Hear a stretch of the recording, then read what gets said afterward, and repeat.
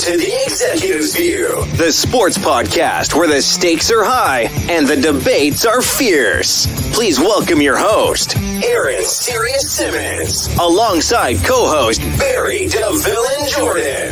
Each week, we bring you into the boardroom where the elite minds of sports converge. From the gridiron strategies to the business behind the ball, we tackle the hard-hitting questions and give you an insider's perspective. So pull up a chair and join us at the table where champions are made and legends are born. This is The Executive's View. Let's get down to business.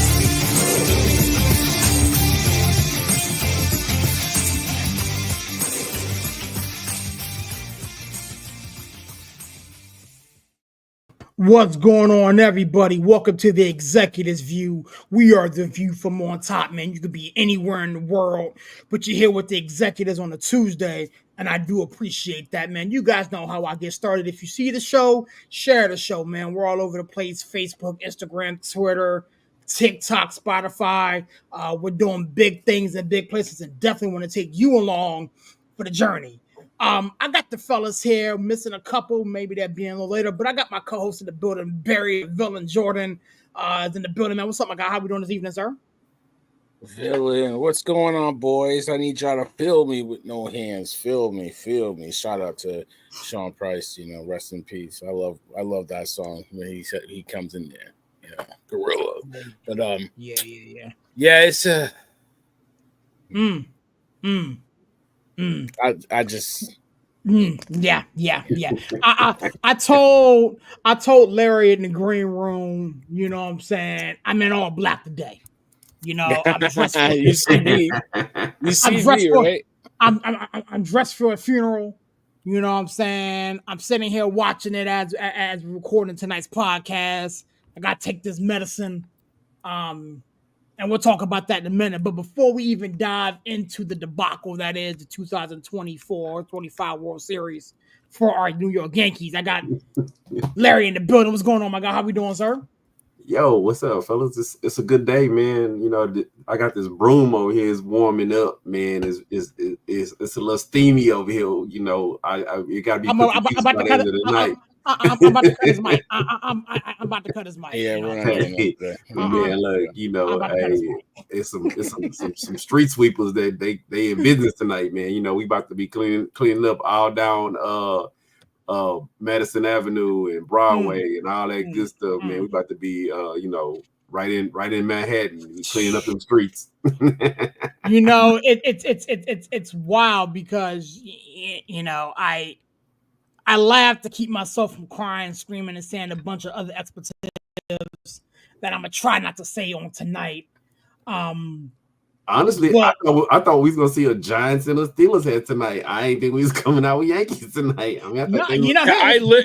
First of all, I ain't ashamed of my team in this series. Second of all, I didn't watch any of that game last night. Man, look, I watched it all from start to finish. I'll lead a Steeler conversation for next Monday. I'm rocking the Niners today because we had to remind Dallas of who we are once again. Remember who you are. Yeah. I mean, we had to hit him with the hole. Allow me to reintroduce myself. In all fairness, it's not like if the 49ers ever are in a spot where they need to get right, just put Dallas on the schedule. Exactly. You know what I'm saying? Like I'm gonna say the football gods. The football gods smiled on y'all. Like, I'm not throwing shade or not like that or in any of that, but like the 49ers have routinely over the past couple years have owned the Cowboys. It doesn't matter if they're healthy. It doesn't matter if one team is injured. It doesn't matter if they play them at home, on the way, on the moon, in another continent. The 49ers have routinely owned the Dallas Cowboys. So, it was great. So this is where I'm going to go with. I'm in Texas, dude. And hey, feel free to hit the dump button on me, bro. But these Cowboy fans, they was talking hella shit. Like the Niners wasn't a higher seed these last couple of years. Like we haven't been punching them in their mouth. Like they just all of a sudden discovered they can't stop the running game. No, we've been punching them in their mouth, and we just had to remind them again. Now everybody else is punching them in their mouth. But you know what? Like Mike Tyson once said, man, you can keep on talking until you get in that ring. Everybody got a plan until they get punched in the mouth. Hey. Well, I don't understand why Cowboy fans, Larry, would be out here talking. They haven't played any type of good football all year. They are who they are. They're not even an average team. They stink. You know but the last 3 years, that's all. Oh man, we shouldn't have lost y'all. Oh man, this and this and this. And I'm like, wait, hold up, wait a minute. Here's the funny thing. You know what I'm saying? If you look at, I guess we'll start with football. If you look I mean, listen, I'd rather talk football, and then we can get into a little bit of baseball too. Since we're here, you know what I'm saying? If you look at how the 49ers have looked over the last couple weeks, case can be made that the Dallas Cowboys had some room to kind of, I don't want to say flex a little bit, but no, they didn't. Hey, the 49ers, as of late, has not looked like the 49ers that we are accustomed to seeing. That's fair. Because of it, yeah. Again, but let's keep it a beam. Those guys did not step into a healing chamber and miraculously make it back before Sunday's game. So I'm not excusing the Cowboys' arrogance by no stretch of the imagination, but I can see a glimmer of hope that, hey, if there was ever a time when we were going to get the 49ers and catch the 49ers slipping, it's right here, right now. And again, the 49ers did what they always do. They went in there, smacked that behind, took their foot off the gas, made it somewhat respectable to the point where now Cowboy fans are like, well, we should have won the thing. You know what I'm saying? Maybe if we get a bounce here and there. But that game was never enclosed. That game was never, Dak is the king of garbage time. Dak is the fantasy king of fantasy points in garbage. He is. He is. Garbage fantasy points too, right? And them two touchdowns to CD was just blown coverages, bro. That's all it was, because we was already up by a whole lot of points. But I thank them for him, because I won the highest score of the week in one league because CD went nuclear. Look, Aaron, I'm gonna just say this, dude. Like how you say about your Steelers, bro. The Niners first 6 to 8 games, we always hovering right around 500. Always. Under Kyle, we've always been hovering right around 500.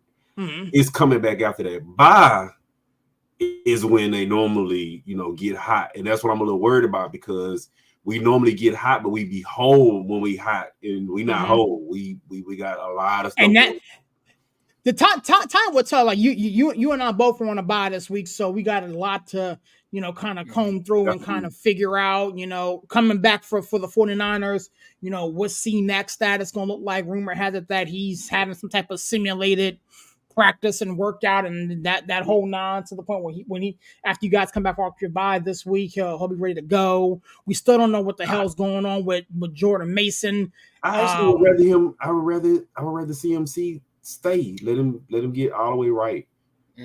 Because we know we're gonna get from Mason and Garindo.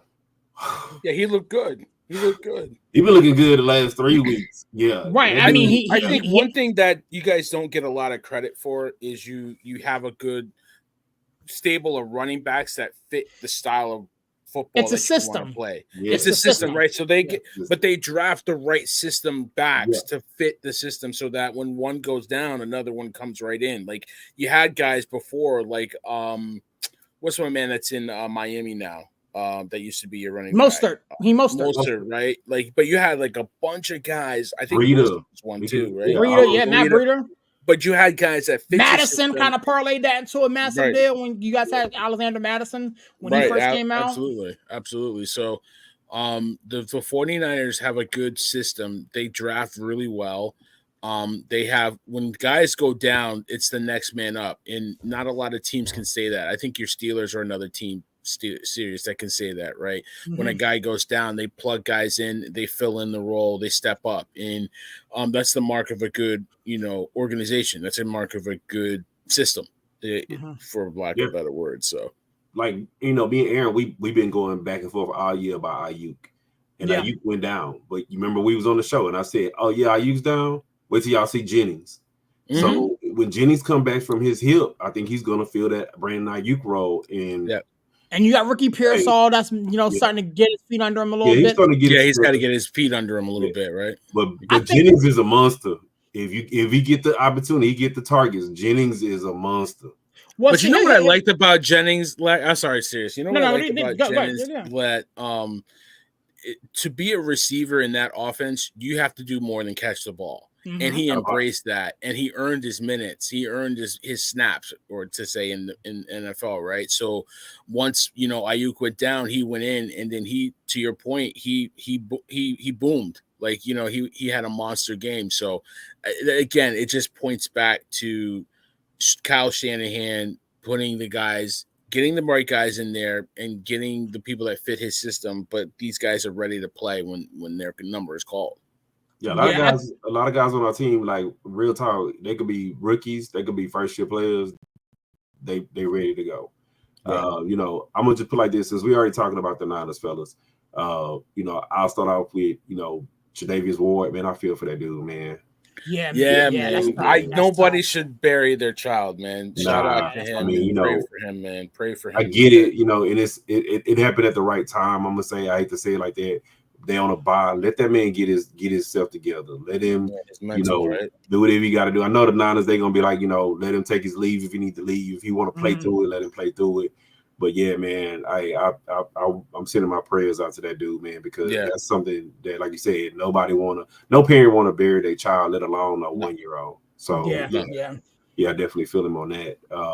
And then I don't know if you guys got anything to say about that.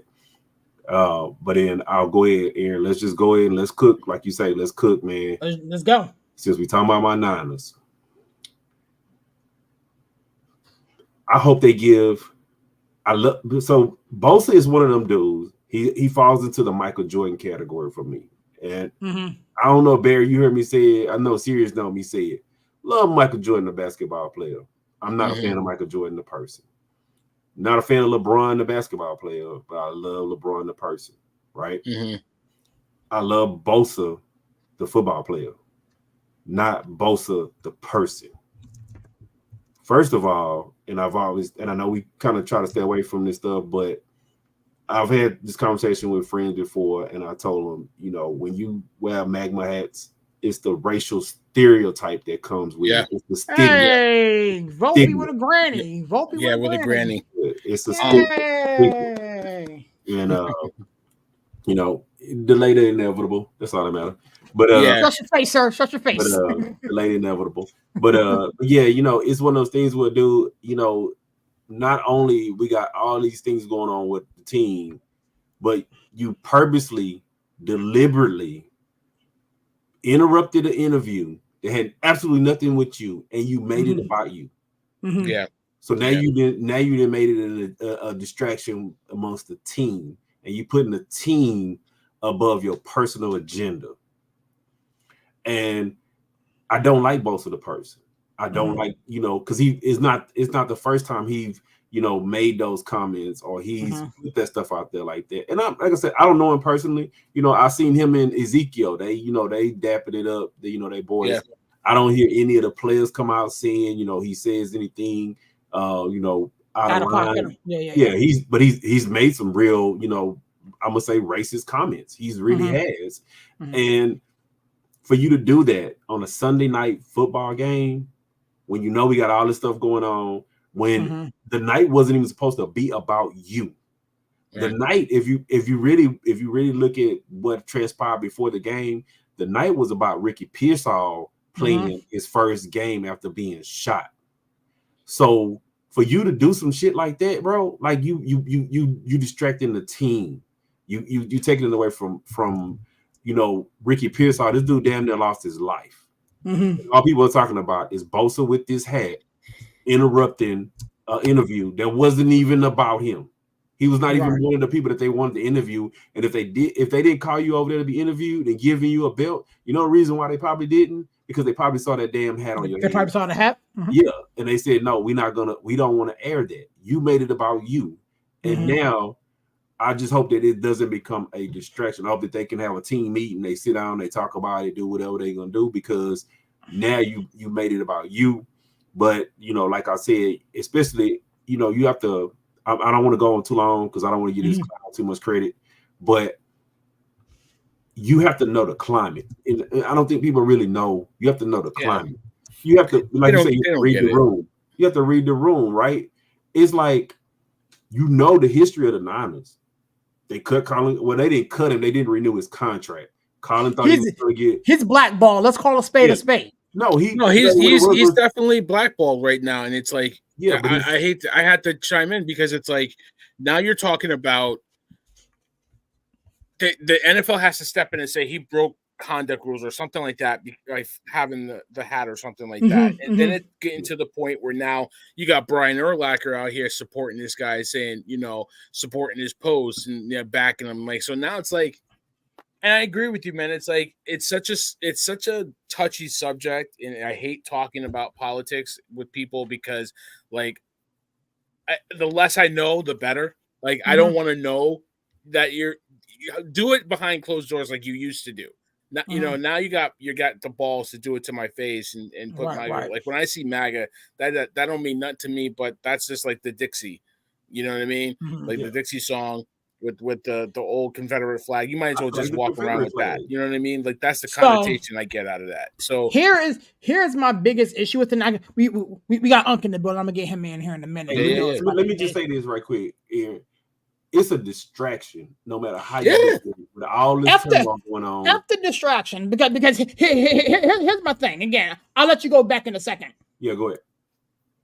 If you're gonna have the balls to go up and interrupt your quarterback's press conference and make it about you. If you're going to have the balls to do that, do not go to the post-game interview and backpedal. Don't do that. Don't do that. Like, so if you want to sit there and point at your head and, do your thing, again, I disagree with it, but that is your prerogative and your right to do. Okay, you know what I'm saying? Live with the consequences of your actions.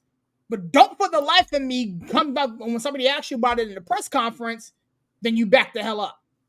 Don't do that to me. You know what I'm saying? Go ahead and go, Larry. But then, this is, like I said, you got to know the climate. The Niners are associated with Colin Kaepernick, no matter how people look at it. He started the protest. They were the first ones doing the protest. Everybody know that his contract wasn't extended. Basically, he was a free agent. He thought he was going to be signed. We all know he was blackballed, right? But anytime anybody brings up Colin Kaepernick in the movement, you know what they start with? The Niners. The Niners. They start with the Niners. So if the climate has changed and now it's acceptable, then why are you, interjecting something that is associated totally counter against the Colin Kaepernick movement? Well, here's my thing. Let me get CK in here. Here's my thing. I do not care if you are contrary to a movement. Again, stand on business. If that's the hill you want to stand on, so be it. I don't mind. I don't want to say I don't care. But at the end of the day, be a man about yours. You know what I'm saying? If you want to rock your MAGA hat and interrupt and this, that, and the third, then be prepared to deal with the consequences. What I'm not going to have happen is sit there. People say Colin Kaepernick took the knee, this, that, and the third. What Colin Kaepernick did is he stood on that stuff. He stood on it. He went to the media and he backed it. He stood on it. He took all the backlash, all the questions. He's blackballed now, all the things because he wanted to make a change and take a stand against something that he personally believed in, that he personally felt that needed to be done. Bosa is a clown for not manning up and taking responsibility for his actions. Listen, the election is next week. Do what you got to do. Vote how you got to vote. Feel how you got to feel. I can either agree with you or disagree with you. As long as you don't disrespect me, we can still break bread and be be cool. But be a man about yours. But now, because he made it about him, now they're gonna have to have a team meeting because there's gonna be some guys that's feeling a certain way about it. Oh, he made it about him. He made it about him. There's backlash up and down the league. There are people talking about it. I read something today that he's going to be severely fined. I think you said it to me last. He's going to be fined, and he's violating the conduct policy and the uniform policy and all this other type of stuff. Like the NFL will indirectly backdoor their way into some type of punishment for him because they can't say, "Yo, you're a dummy. You're being punished for this." They will backdoor their way into it, but it is what it is. CK back in the building. You hear the conversation that we're having at the moment. Nick Bosa decided to pop on, wear a MAGA hat, interrupt his quarterback's press conference, and then in the cowardly way back away from it during the press conference. It doesn't come as a shock, I'm sure, but wanted to give you an opportunity to say what you got to say on it, sir. I mean, we've known Nick Bosa was a racist since the time he got drafted. That's where I'm gonna start. See, I don't dance around the whole, well, your political beliefs nonsense. Listen, me and every other veteran served for every single person in this country. That means the ones we agreed with, the ones we didn't agree with, the ones we liked, the ones we didn't like, the ones who were racist, the ones who were not racist, the misogynists, the rapists, all of them. Okay? So all of them have the right to feel how they want to feel. But I also have the right to call you what you are. The Bosas have been racist since before the first one got drafted. Those are facts. Going back to high school, those are facts. You can look it up. Google's free. The NFL, yeah, they're going to find him, but they're not going to do anything about it because all 32 owners are supporters of that same hat he's wearing in that movement. They won't and we know this based on their political donations. See, they don't have to tell me. All I have to do is look up their political donations. All that information is free. That's okay. Right. Once again, Google is free. I mean, since we going there, Aaron, no, Trump was at the game. and that's why he did it. That's why he did it. And he was an invited guest. He was an invited guest. So all of these players, the ones, and I'm talking about the players of color, the ones, of course, who are not also following that particular brand of nonsense, they need to stand up and say something. But you don't hear any of them saying something, not on the Niners anyway. Right. See, the cowardice of NFL players extends so far. They are so afraid to stand up for anything. Well, I might lose my check. Okay, bro.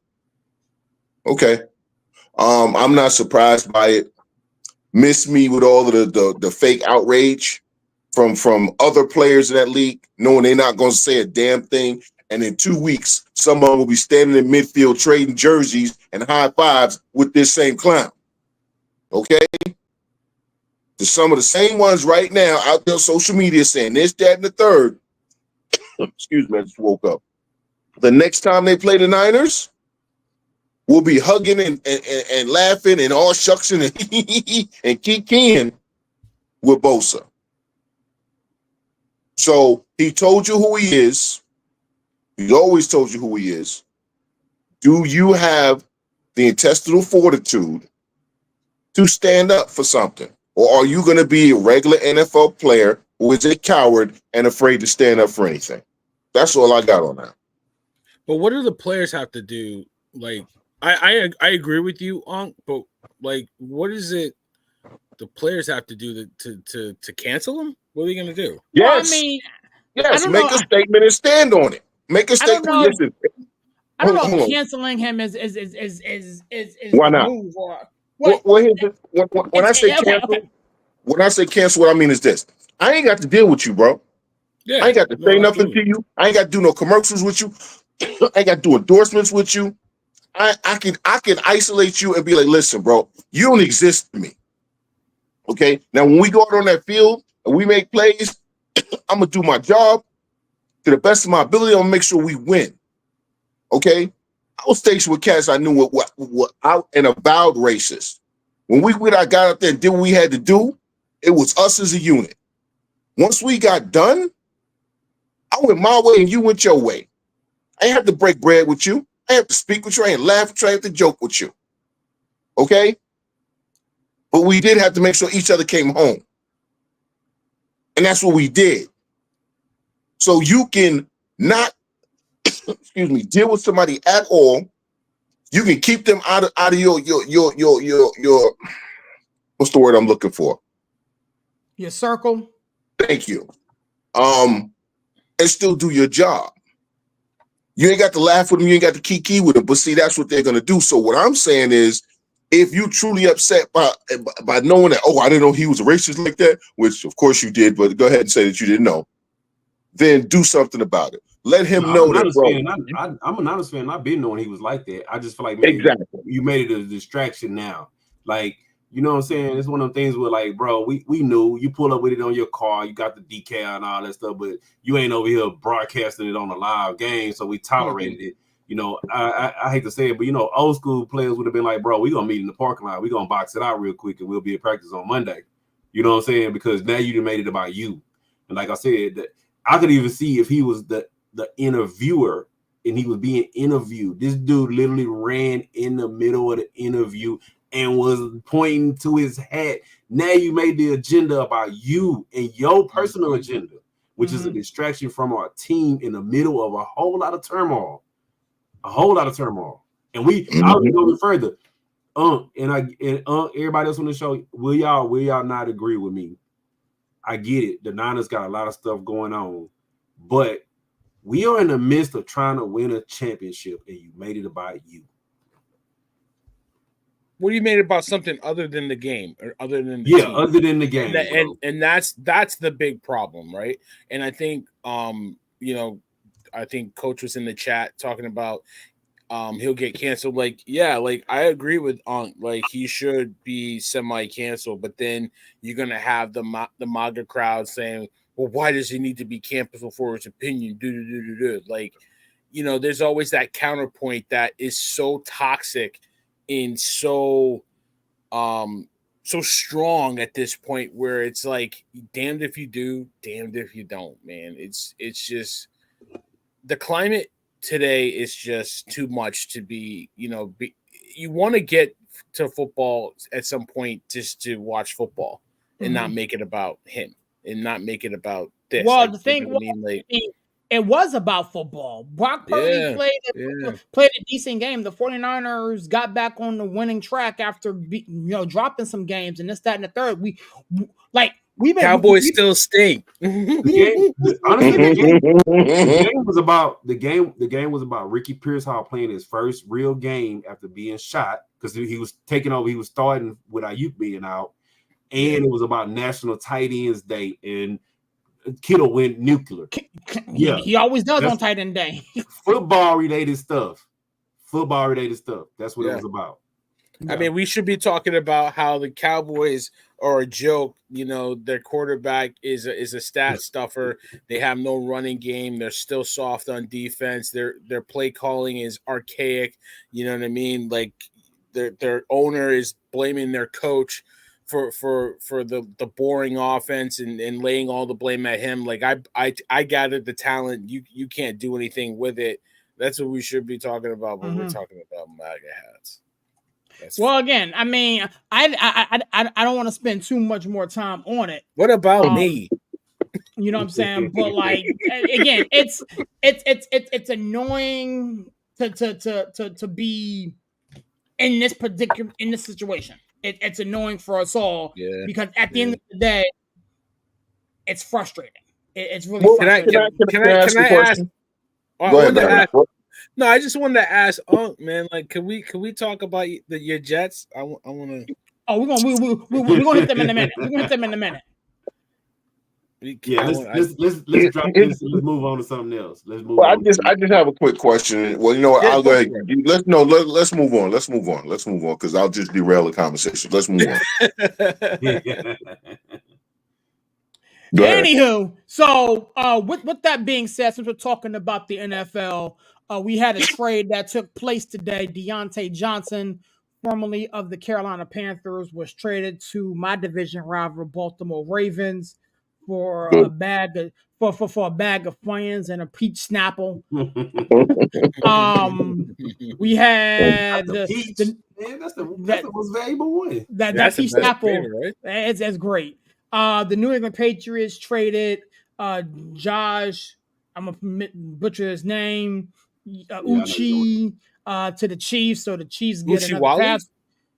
Josh Uche, Uche. He's an outside linebacker. Uche bang. Right to the Kansas City Chiefs. Last week we had DeAndre Hopkins get traded to the Chiefs. The trade deadline is next week. So I wanted to, I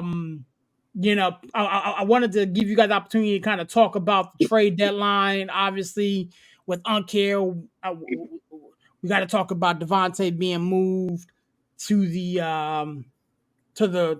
Jets and that debacle. But Larry, I'll start with you, man. News and notes from around the association. If you want to go trade, you're more than welcome to, man. Where's your head? Man, look. So I'll start with this, right? The Ravens got a new offensive weapon, right? Offense ain't been a problem all season.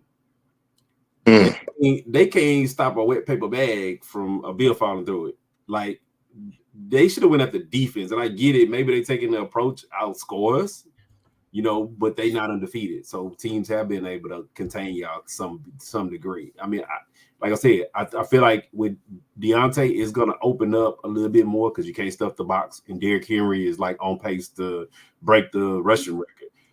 So it's like it's another weapon where you can't load the box against them. But at the end of the day, offense ain't been a problem. It's been defense. And then, when it comes to the other trades, I'm like, I don't get the logic behind, some of these GMs. It's like, you got the 2-time defending champion and just keep trading them more pieces. Yeah, DeAndre Hopkins, yeah, we'll trade him for like a bag of Skittles. And, you want Uche too? Yeah, we'll trade him too. It's like, dude, sometimes I would just probably be like, no, I'm not. I would trade to anybody but you. Anytime Kansas City's number pops up on my caller ID, decline. Yeah, like decline it. Like, look, let me not give them more weapons that they need to possibly win another championship. Like, no, I don't want to see them win again. But I'm happy for D-Hop. I'm glad he's playing meaningful football. Yeah. And I think my biggest thing as far as around football right now is these injuries. These injuries is crazy. I love my Texans. So it's like now you don't have Nico and now you don't have Diggs. Yeah. I feel like we're getting robbed from really good football because most of these teams are just being decimated with injuries. Which, football's always had injuries, but now it's just getting a little bit bad. And when you look at the non-contact, that's alarming. Right, yeah. That's the most alarming part to me. I'll let y'all cook on it because I'm just like, man, the injuries. It's frustrating looking at it from a team standpoint. Obviously, 3 of the 4 of us here play fantasy football, so it's difficult to look at it from a roster construction standpoint. But ultimately, it's just unfortunate. A lot of these non-contact injuries. We spoke about it last week. The Deshaun Watson injury, he goes down non-contact. Stephon Diggs, I don't think there was contact there. And the list goes on and on and on and on of guys who are succumbing to ACLs and knees and things of that nature. I did want to touch on Deontay Johnson going to the Ravens. The cycle continues. the cycle continues. Like, people want to say that, the Steelers Ravens are not the best rivalry in professional football. I'm not too sure what you're watching. We recycle players like you sucks. They know us, we know them. Now with Deontay showing up in the building, it's gonna be interesting. We picked up Patrick Queen from them last year. This year. We got some other pieces that they used to have in our secondary. So it's going to be interesting when we see them in a couple of weeks. I swear to goodness, man, can we stop? I'm down. I'm down to I know. I'm really watching it like whatever. It's fine. Right. Ding dong. Ding dong. That's the thing. No, it's Bing Bong. Bing Bong. Ding dong. But it's a solo home run. Relax. We're good. I have to take my medicine because believe me, if it was up 3-0, I would be insane right now. But anywho, and my dad's texting me jokes. You know what, Dad? I love you, buddy. Anywho, but anyways, it's interesting to see how this whole thing shakes out. I'm curious to see who else gets moved. I am a firm believer that, again, I'm not going to spend this whole show talking about Pittsburgh. That's going to be on next Monday's show with my dad. I do believe that we need to be somewhat in the market for another wide receiver. I would have loved Deontay to come back home. Obviously, that didn't happen. Hey, seriously, but remember, Deontay was getting into it with Tomlin, with Pickens. He wanted money. He wanted a pay increase. But he was also Deontay. It was twofold. It was twofold. He wanted his money, and also he was playing with some terrible quarterbacks. But he was doing some knucklehead stuff too. Let's keep it being. Let's keep it. I mean, Deontay was doing some stuff too, like not fighting for balls. Not blocking. I mean, he was checked out. Don't get it twisted. He was checked out. But again, with the squad that we have currently, again, I'm not going to make this a Steelers show. Again, turn into next week's show. Please don't. Listen here, Giants fan, shut up. Turn it to next Monday's show to hear this whole conversation in depth. But with the roster that we currently have, I'd love to have seen Pickens and Deontay back together with Russ. That would have been beautiful to see. But I'm not too sure what goes on. I've heard rumors and rumblings. Now, again, this is just rumors and rumblings that we may call up the Jets and try to get Garrett Wilson. That would be smart. I don't know. Again, I don't know. And again, they've already shut down all the trade rooms. They're not doing it. Well, again, I think a lot of that is GM and organization speak. You're not trying to tilt your hand. Like this Deontay Johnson thing, we all knew he was going to move. We all knew he was going to move. Aaron, I don't want to cut you off, bro. And I know you're talking about the Steelers. But the Deontay, I can see that for like a 5th round, 6th round draft pick. But the Steelers, when was the last offensive player that the Steelers gave up draft capital to trade for? Offensive? Real draft capital. I'm talking about first round. No. We don't do that. We do that for defense. And you're not gonna get Garrett Wilson for less than a first. Again, who knows? And you're gonna have to pay him. Again, keep in mind. Let's keep in mind. You said the exact same thing about Brandon Ayuk. You said the same thing about Devontae Adams. And, no. But Devontae Adams went for less than a first, and Brandon Ayuk could have went for less than a first. But I'm saying a second. And the Steelers, a second? Again, the Steelers have even given up a second for an offensive player. Here's the thing: we could have drafted a receiver in the 2nd round. That's what I'm saying. But when have they ever given up a second? Let's just say. Let's keep it funky again. Yeah, name one. Again, we haven't done that. I can spend the rest of the show talking about it, but we are now in a position where if we get somebody out on the other side of George Pickens, Garrett Wilson, we've been linked to Cooper Kupp and all these other guys. Again, I'm not going down that road. But if we make a move of that magnitude, man, look. and it does not cost us a 1st round draft pick, I would be okay with it because it will mean that we have somebody on the other side of Pickens that defenses have to deal with. And as I have told you guys from the moment go, I have a quarterback that can sling that thing now. Let Larry join on the Steelers show. I'm gonna join in on the Steelers. Let me join in on the Steelers show, man. We're not gonna cook all this up on today. You don't have the right DNA for that, but let me make a guest appearance, man.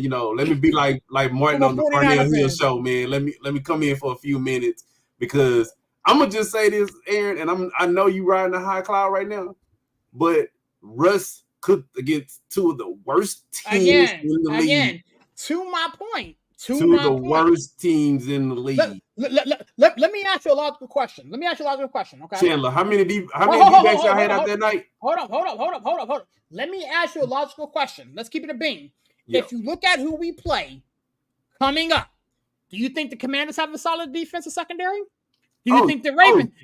Do you think the Ravens have a solid defensive secondary? Hey, I'll keep it a buck. Going into the season, we always like, hey, the Steelers got a hard schedule. It's gonna be one of the hardest schedules in the league.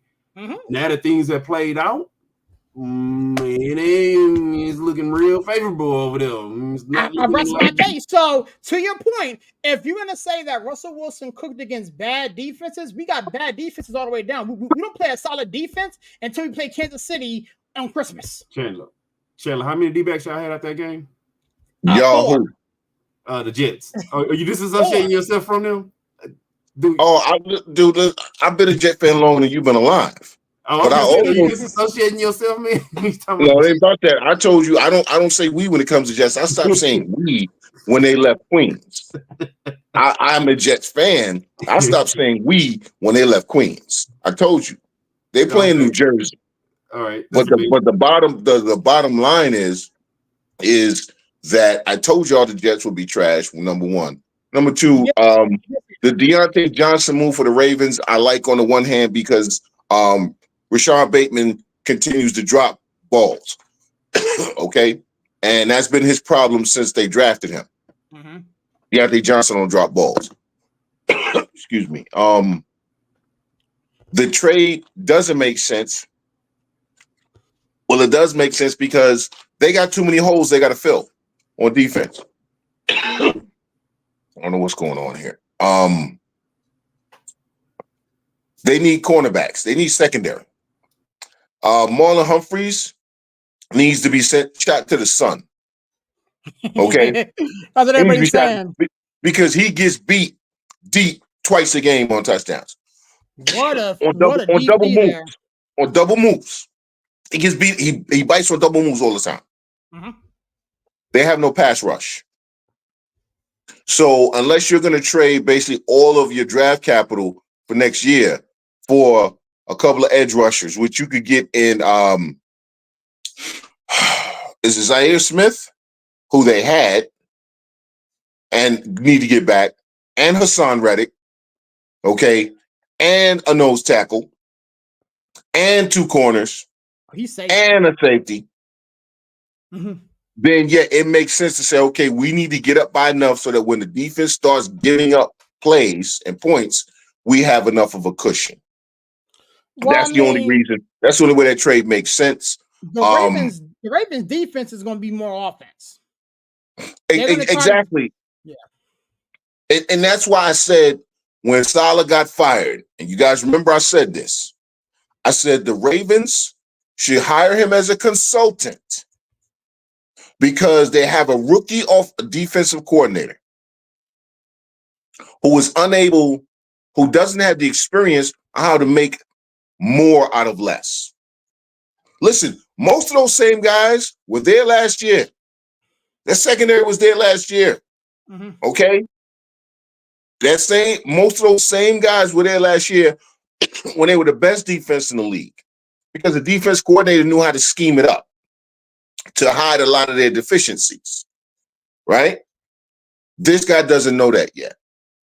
So you should have hired Robert Saleh as consultant because he is a guy, now that he's gone from the Jets, you see made way more out of less. But a lot of these trades that are going on, I love D-Hop going to Kansas City, and I know what people say, but listen, if you've been a good soldier, this is how you reward a player. You say, you know what, you've been in this league a while. You've been great with us, even though we've been trash. We never complained about the bum quarterbacks we've been giving you, except for Malik Willis. We just didn't know how to use him.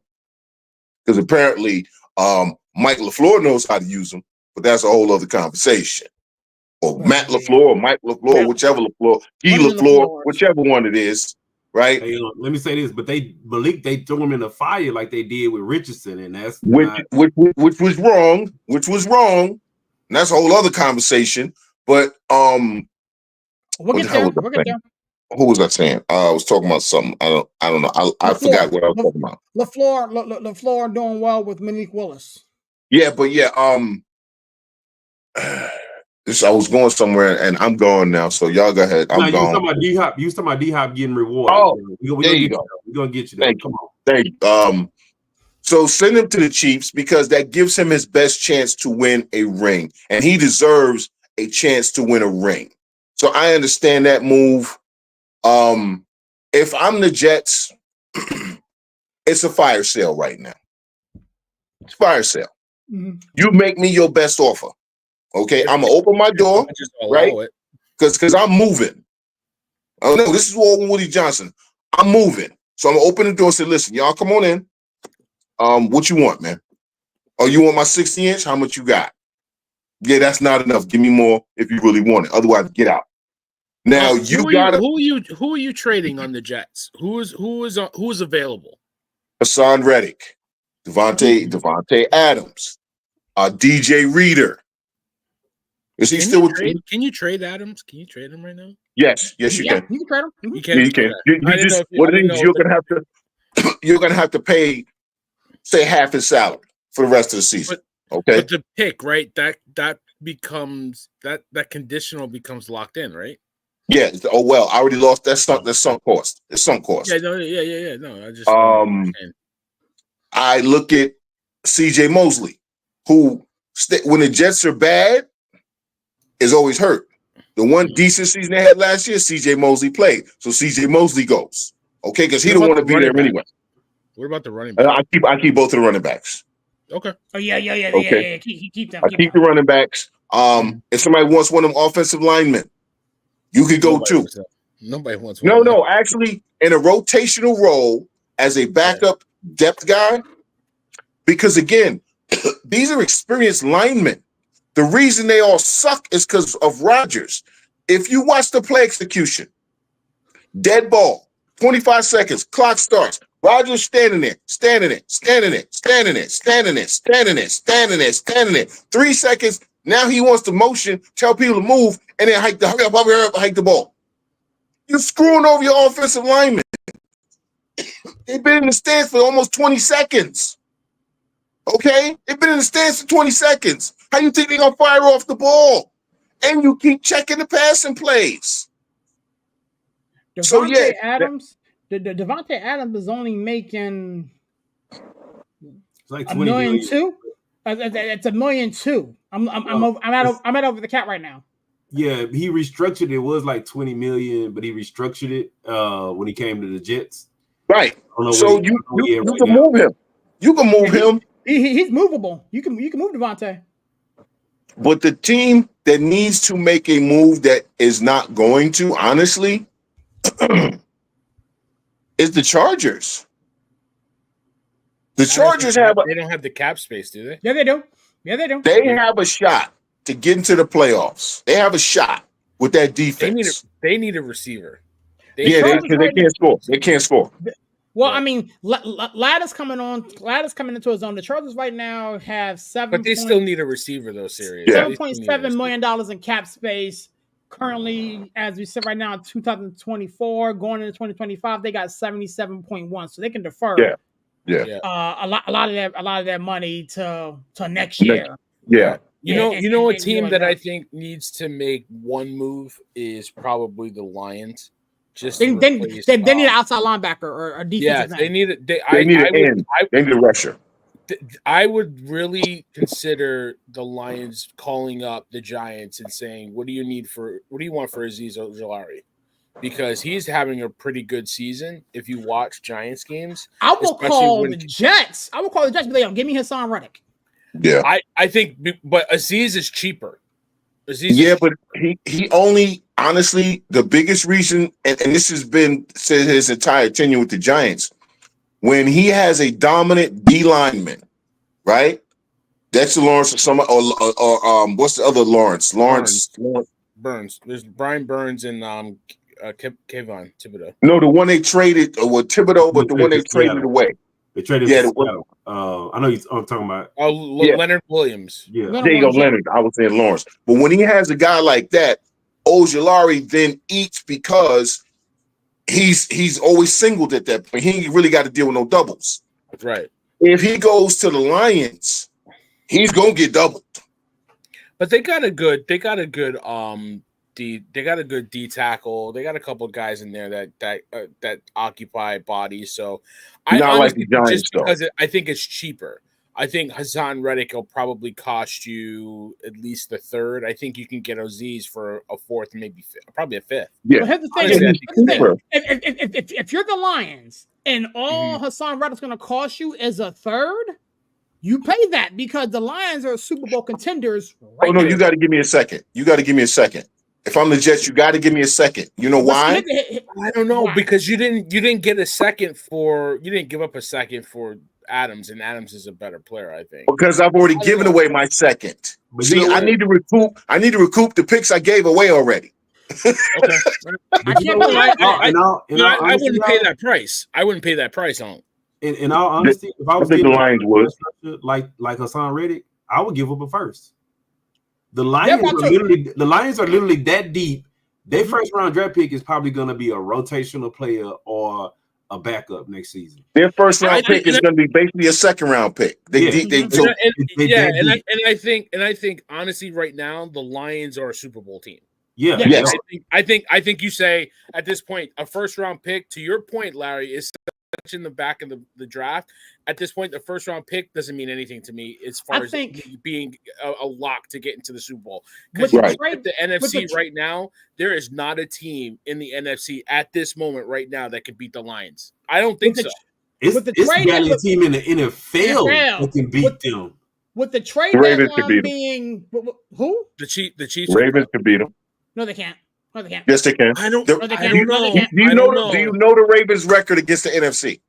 I get it. But they can't stop a no in the Lions. And that's my point. How you gonna outscore somebody who you can't cover? They beat the brakes off the Lions last year. That's last year, though. That was without Derrick Henry. I would love to see it. I would love to see it. Look at it like that. That would be a really good Super Bowl. To be I would love to see it. Yes, it would. Honestly, that would drive me crazy. If you had to put money on the Lions defense getting one stop against the Ravens offense, would you take it? No. You don't think they can get one stop against them? No. Because remember the coach is Dan Campbell. Okay, that's not fair. Remember the coach is Dan Campbell. No. That's not enough. Dan Campbell is who he is. Okay, I love Dan Campbell, but Dan Campbell is going to do one thing in that game to screw his team. But here's the other piece. So it's hard. The Ravens can't beat the Steelers. Ravens can't beat the Steelers. I don't care how bad the Ravens team is. I don't care how bad the Steelers team is. They can't beat them. Remember the Steelers beat the Ravens last year with Kenny Pickett and Mason Rudolph. There are courses for horses, bro. There are courses for horses. That was on Amazon Prime last year, right? There are certain teams that always beat other teams. Larry, I don't care how good the Niners are. Who always gives them fits? The Rams. Be honest, in your conference, who always gives them fits? The Rams. The Rams could go out there with me at wide receiver. Okay? All right, me. Okay? And I'm still talking about what play was that again? And then snap the damn ball like that damn commercial with Dan Marino on them, right? And I'm sitting there like, wait a minute. And then Rams would wind up trying to figure out a way to beat them. There are courses for horses, man. There are courses for horses.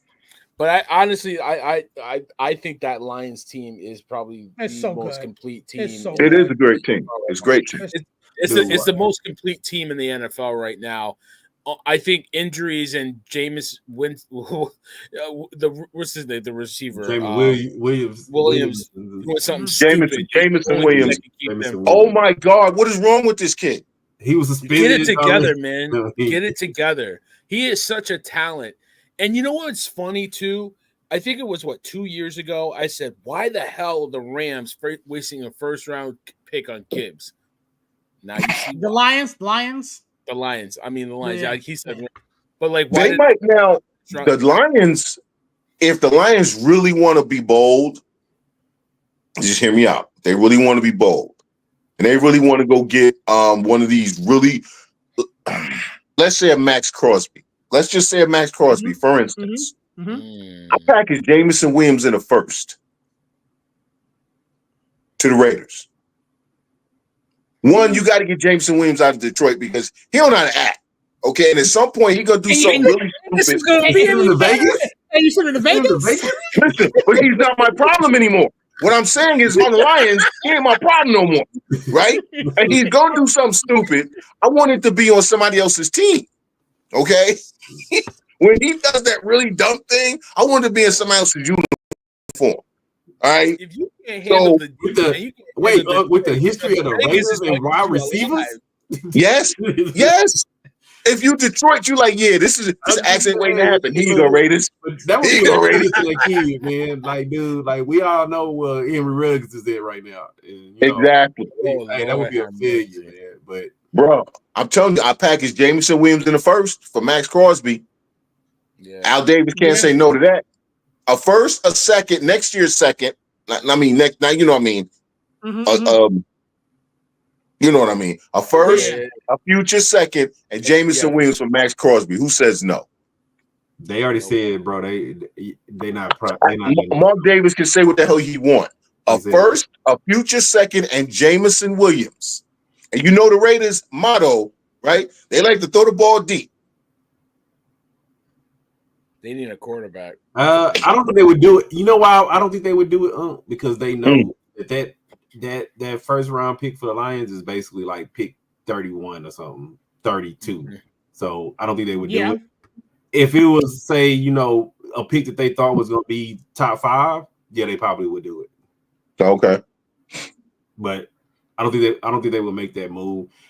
I want to tell you while we was online, man. Look, did y'all see Cam Robinson went from the Jaguars to the Vikings?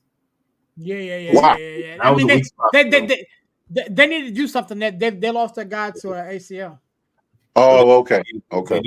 They need to fix that tackle spot, but they've been real sneaky. I know they lost the last 2 games, but the Vikings have been real sneaky too.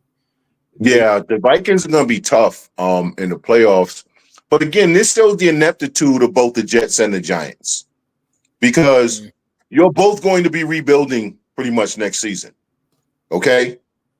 Why are you not getting draft capital? Why are you not – listen, if you're willing to blame a second-year cornerback for the entire loss, right, when you called a stupid trick play and 2 of your players didn't even move on the snap.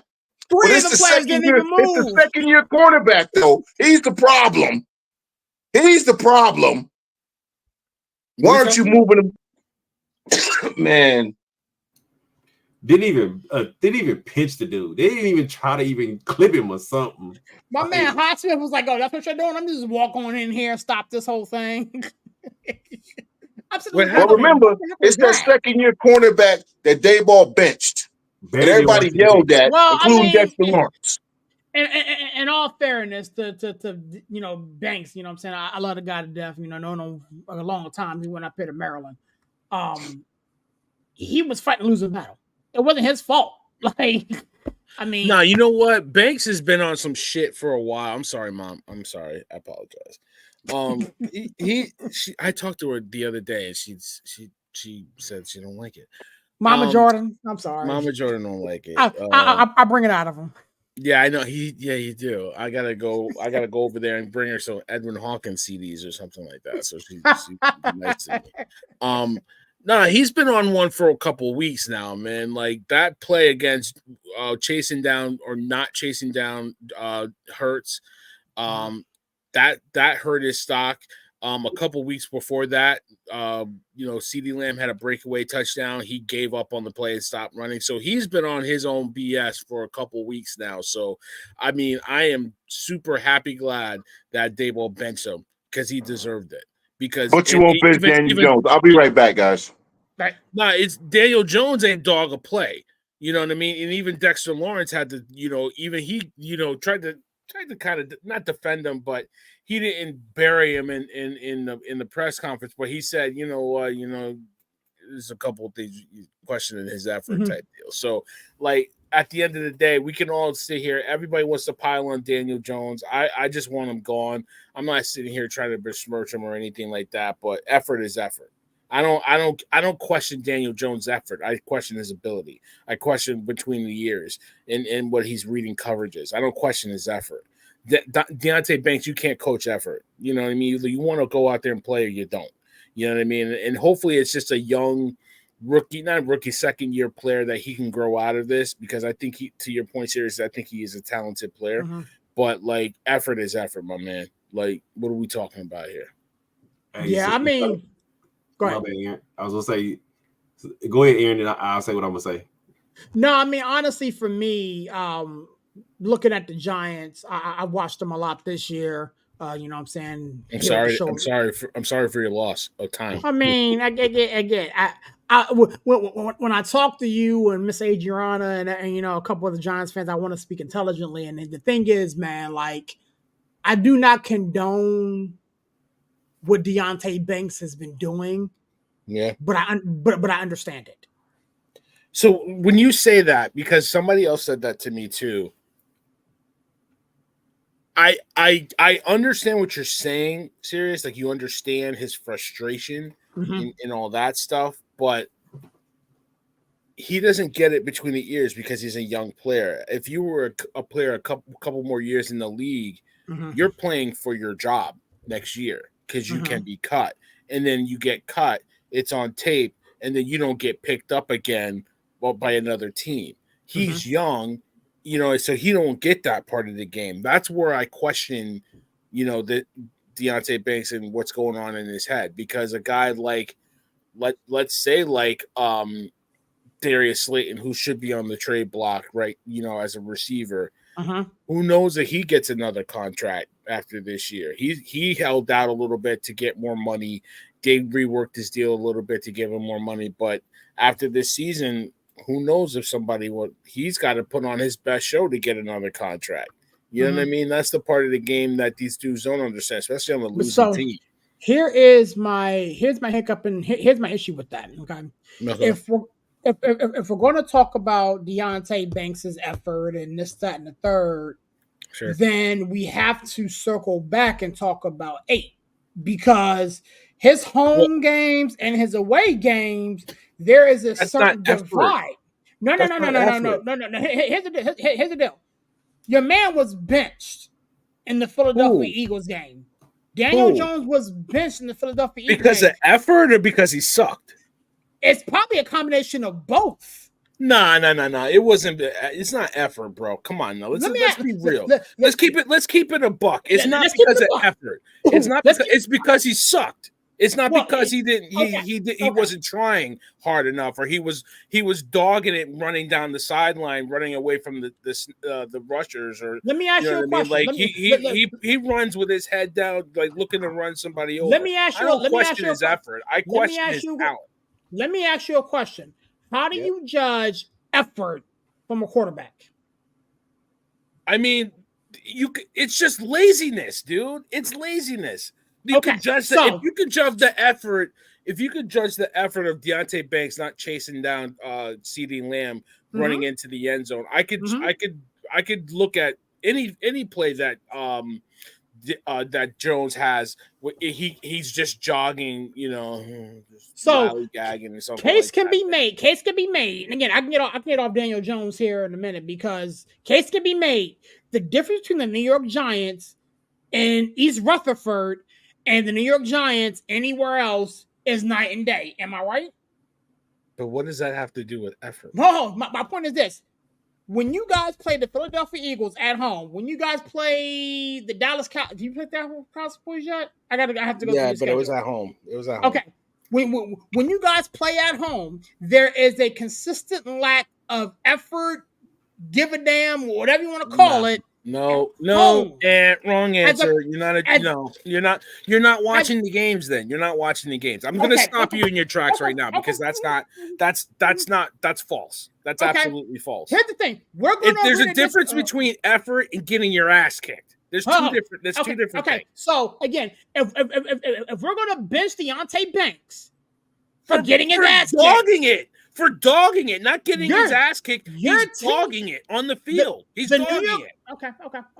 All right. Can I jump in? Can I jump in? Larry, can you be the voice of reason?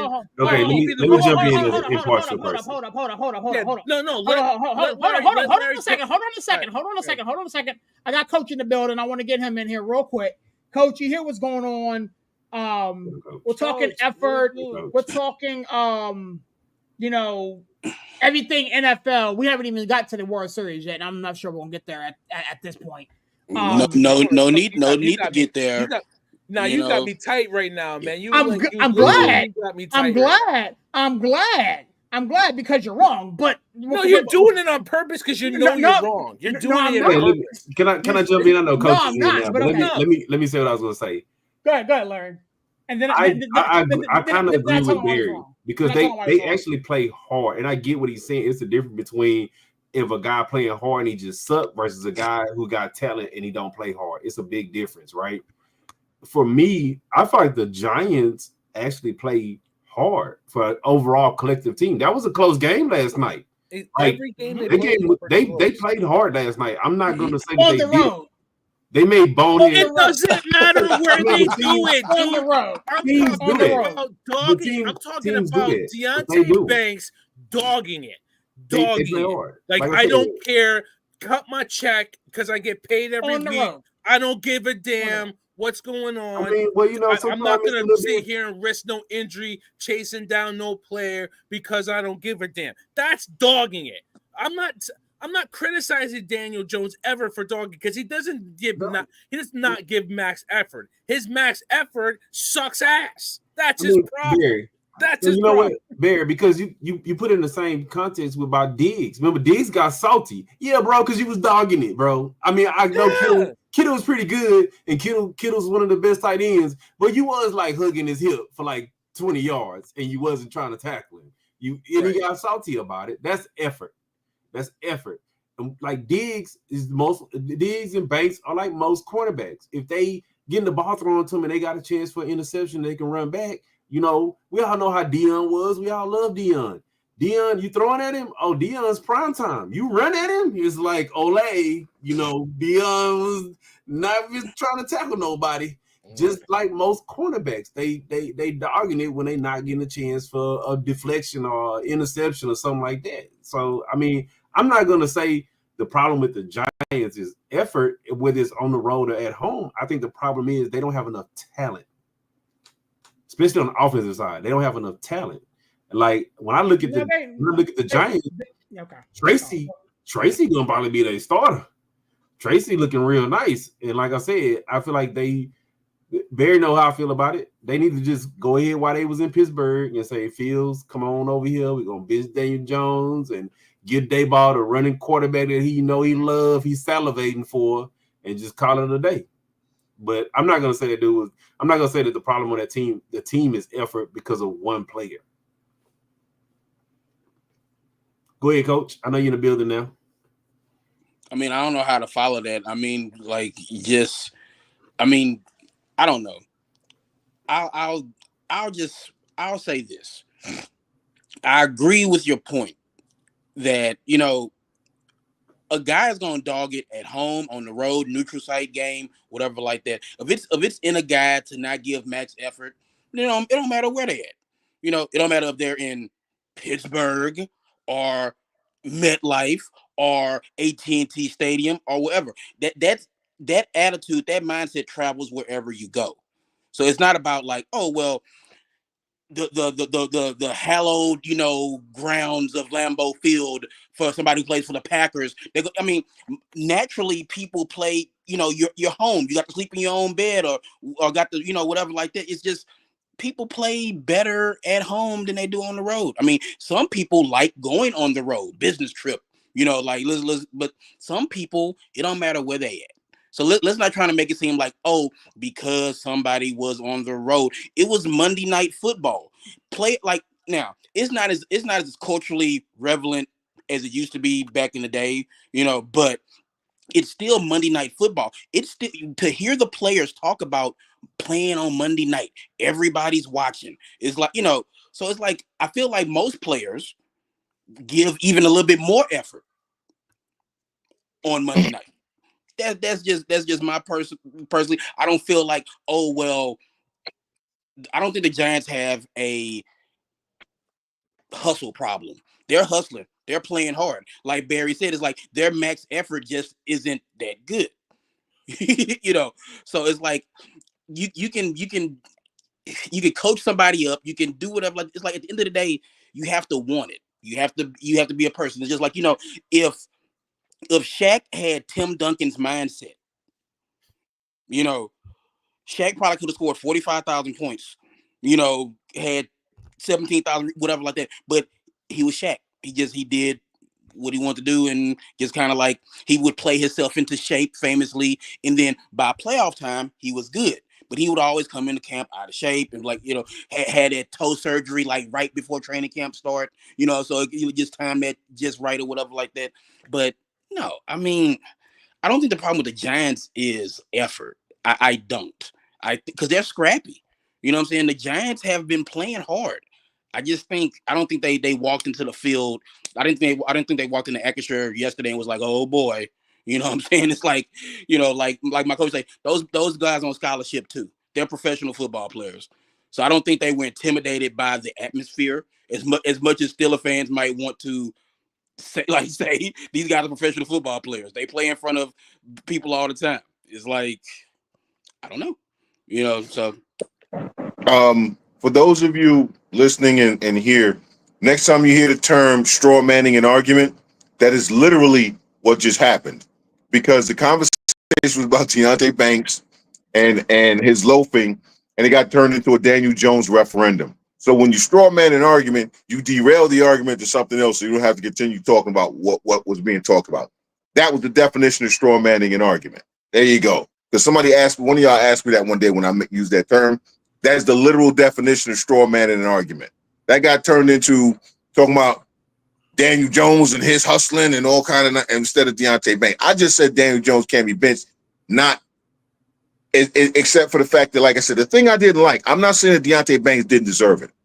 The thing I didn't like was how every single player, including the coach, came out to talk about him instead of all the other plays that could have been talked about. You understand what I'm saying? Now, I understand sending a message to a young man and trying to get him going, but that should not have been the focus of the post game was Deonte Banks, because he is not the reason they lost that game. Yeah, but they asked them.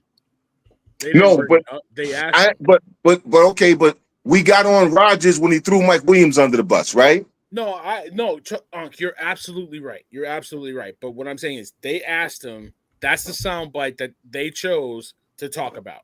But Dexter Lawrence has something to say. This is a 2-6 team that sucks ass. There's nothing else to talk about. Right. There's nothing else to talk about. Wait, let me jump in real quick, y'all. Let's change this whole subject since we're talking about effort. Tariq Stevenson, let's talk about some goddamn effort over here. No, let's talk about bad coaching. Let's talk about his bad coaching, bro. Yeah. That's terrible coaching. No. That's your boy Chandler. That's Eberflus. He did it 2 plays in a row, Larry. He did it 2 plays in a row. So not one coach saw the first play. He did it. He did it on the out route. He did it on the out. He did it on the, not the out route, the throw to the sideline. You can out route that allowed them to get position for the Hail Mary. Yeah. But he did it on the play before that. He was out there on his ass before that. Steve, he did it the play before that.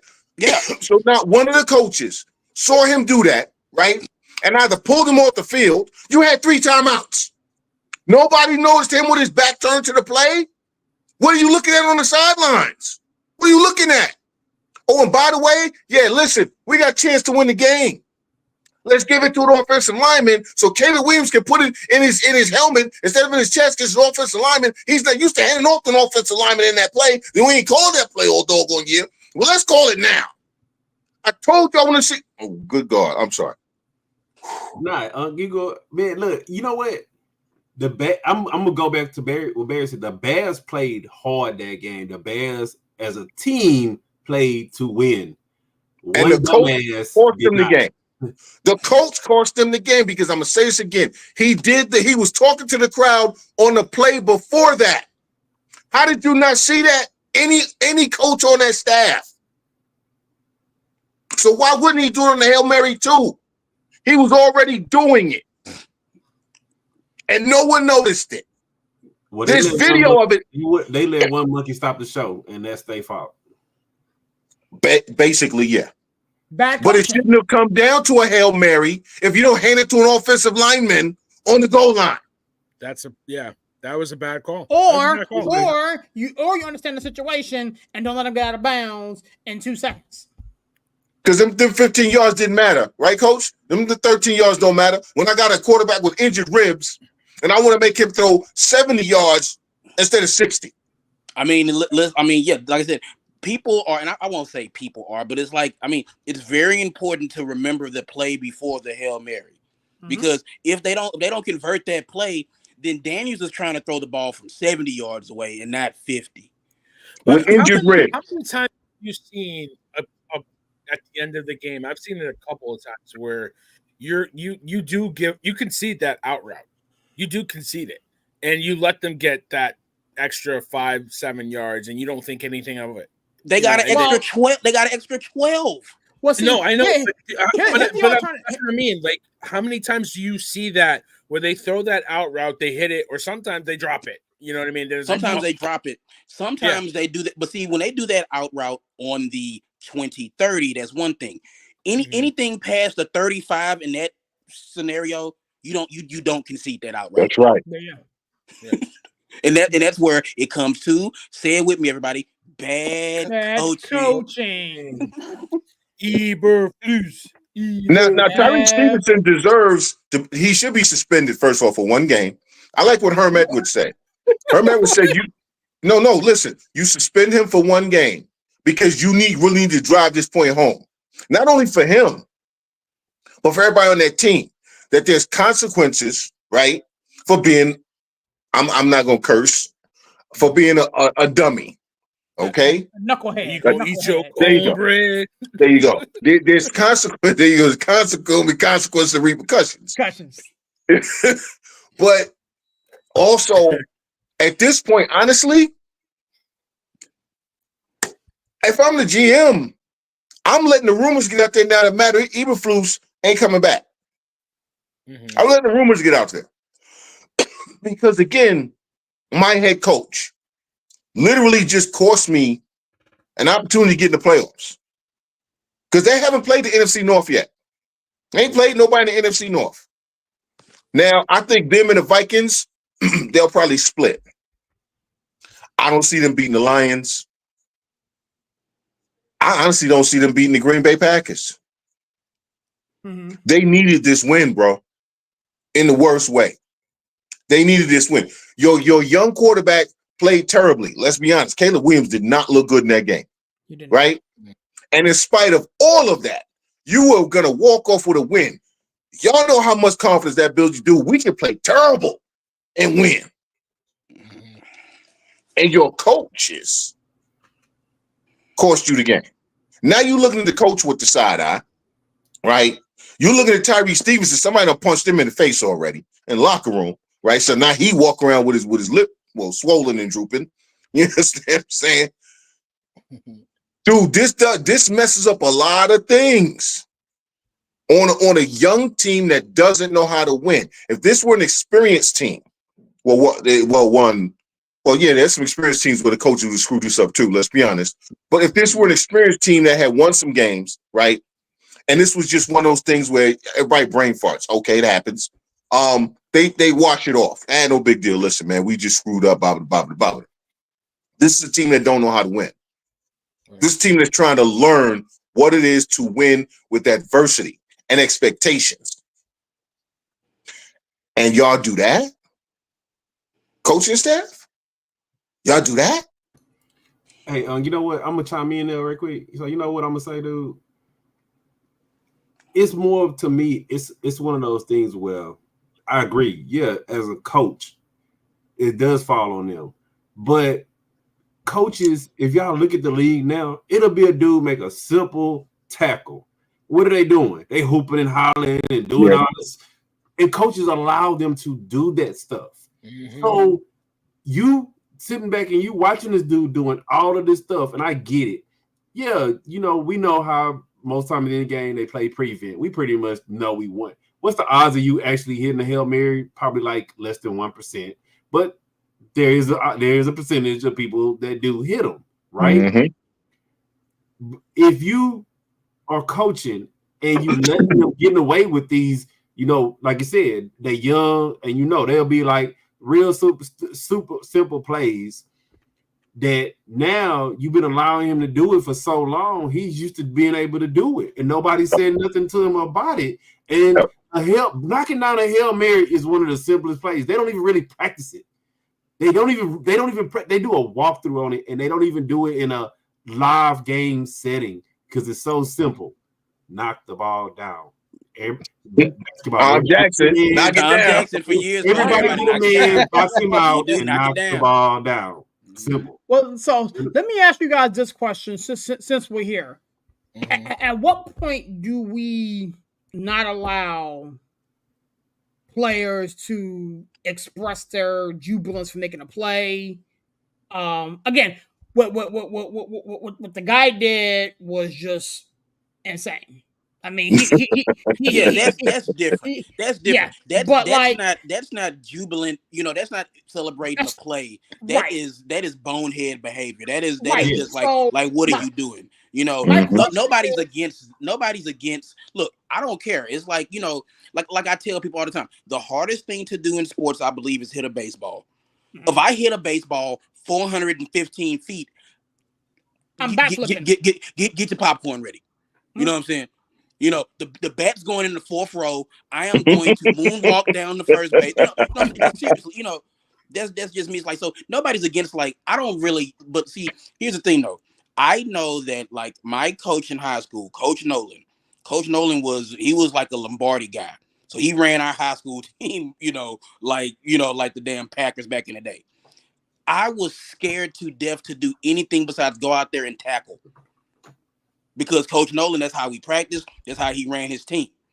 So, again, it goes back to, like Unc was saying, it's the fact that Stevenson probably, Coach ain't going to do nothing. I can talk and yap with the fans. It's like, man, when I stepped on that football field, and we all know this, it's like we're all like gentlemen of a certain age. It's like, man, I would have gotten my ass kicked in the locker room.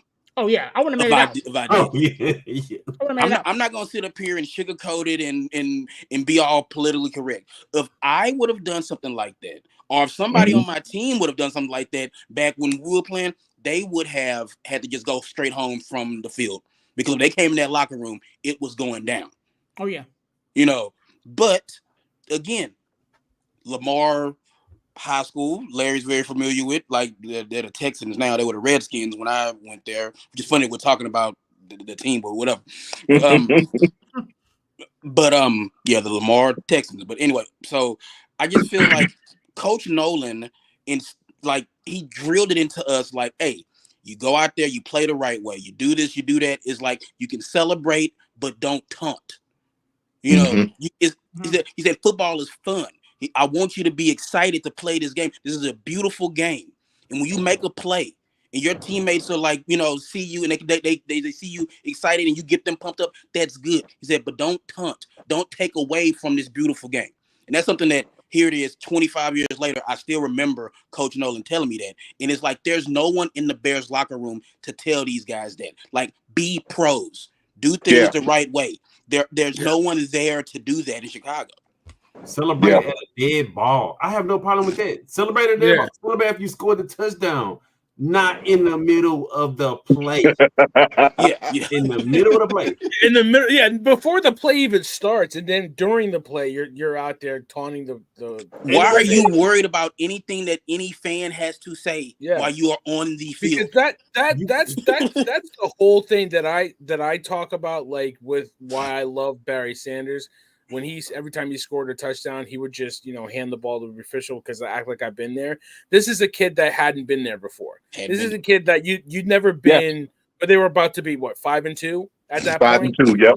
You had never seen that type of prosperity in Chicago, so you don't know how to act. You don't know how to handle yourself when things are going really well. things might have gone okay before, but things are about to go really well. You're about to be 5-2, and then you act like a damn fool. And the worst But part that's what Steve. That's that veteran leadership, right? But that's what Steve was talking about, though. I'm sorry, go ahead, Larry. The Bears fans was the fans was telling him the play is going on.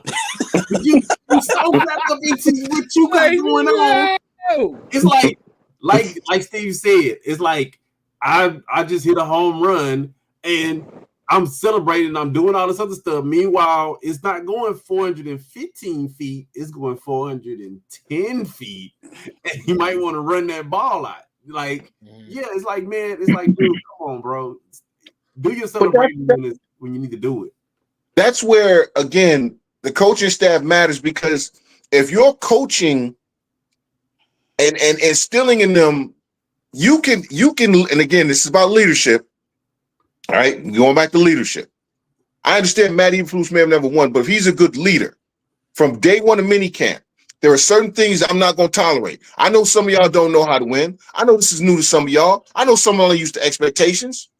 But we're going to run this thing with expectations. We're going to run this thing from day one to the first OTA. All right? Oh, you just got fined $100. And as the OTAs go on and we get a training camp, then fines going up. Okay? We ain't going to publicize these fines. Okay? But you getting fined, bro. All right? There are things that we're not going to tolerate. Mm-hmm. And if you do that consistently, what happens is in the hardest, most stressful moments, it's what they did in the military. They get us up 3 o'clock in the morning, bro, and have us go out and run and exercise, do all these things, and climb and walk and march, and then come back, make your bed, fold your clothes, fold them perfectly. You know why? Because I'm mentally tired now. And when you're mentally tired, you make mistakes. So it has to be muscle memory now. It has to be muscle memory. In these moments, my training takes over.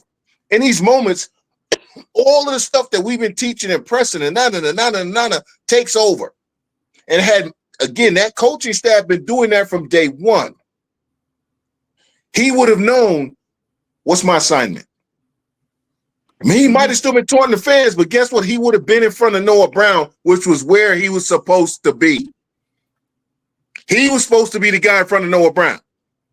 So maybe he would have been looking at the fans, but he would have been staring Noah Brown in the face and looking around him to taunt the fans. So when the ball got tipped back, right, and he turned around late, oh, here it is. So even if he did all of that, he at least would have been in the right position because of muscle memory. So, yes, Tyreek Stevenson was a clown. Yeah. Okay? He was a clown. But had he been trained and had it been drilled into him, be where you're supposed to be when you're supposed to be there, you can act like a clown when you're where you're supposed to be. Right? You do everything you want if you're where you're supposed to be. Now, again, go back to the military. They tell us if we all did it wrong, it was right. You know why? Because we all did the same damn thing.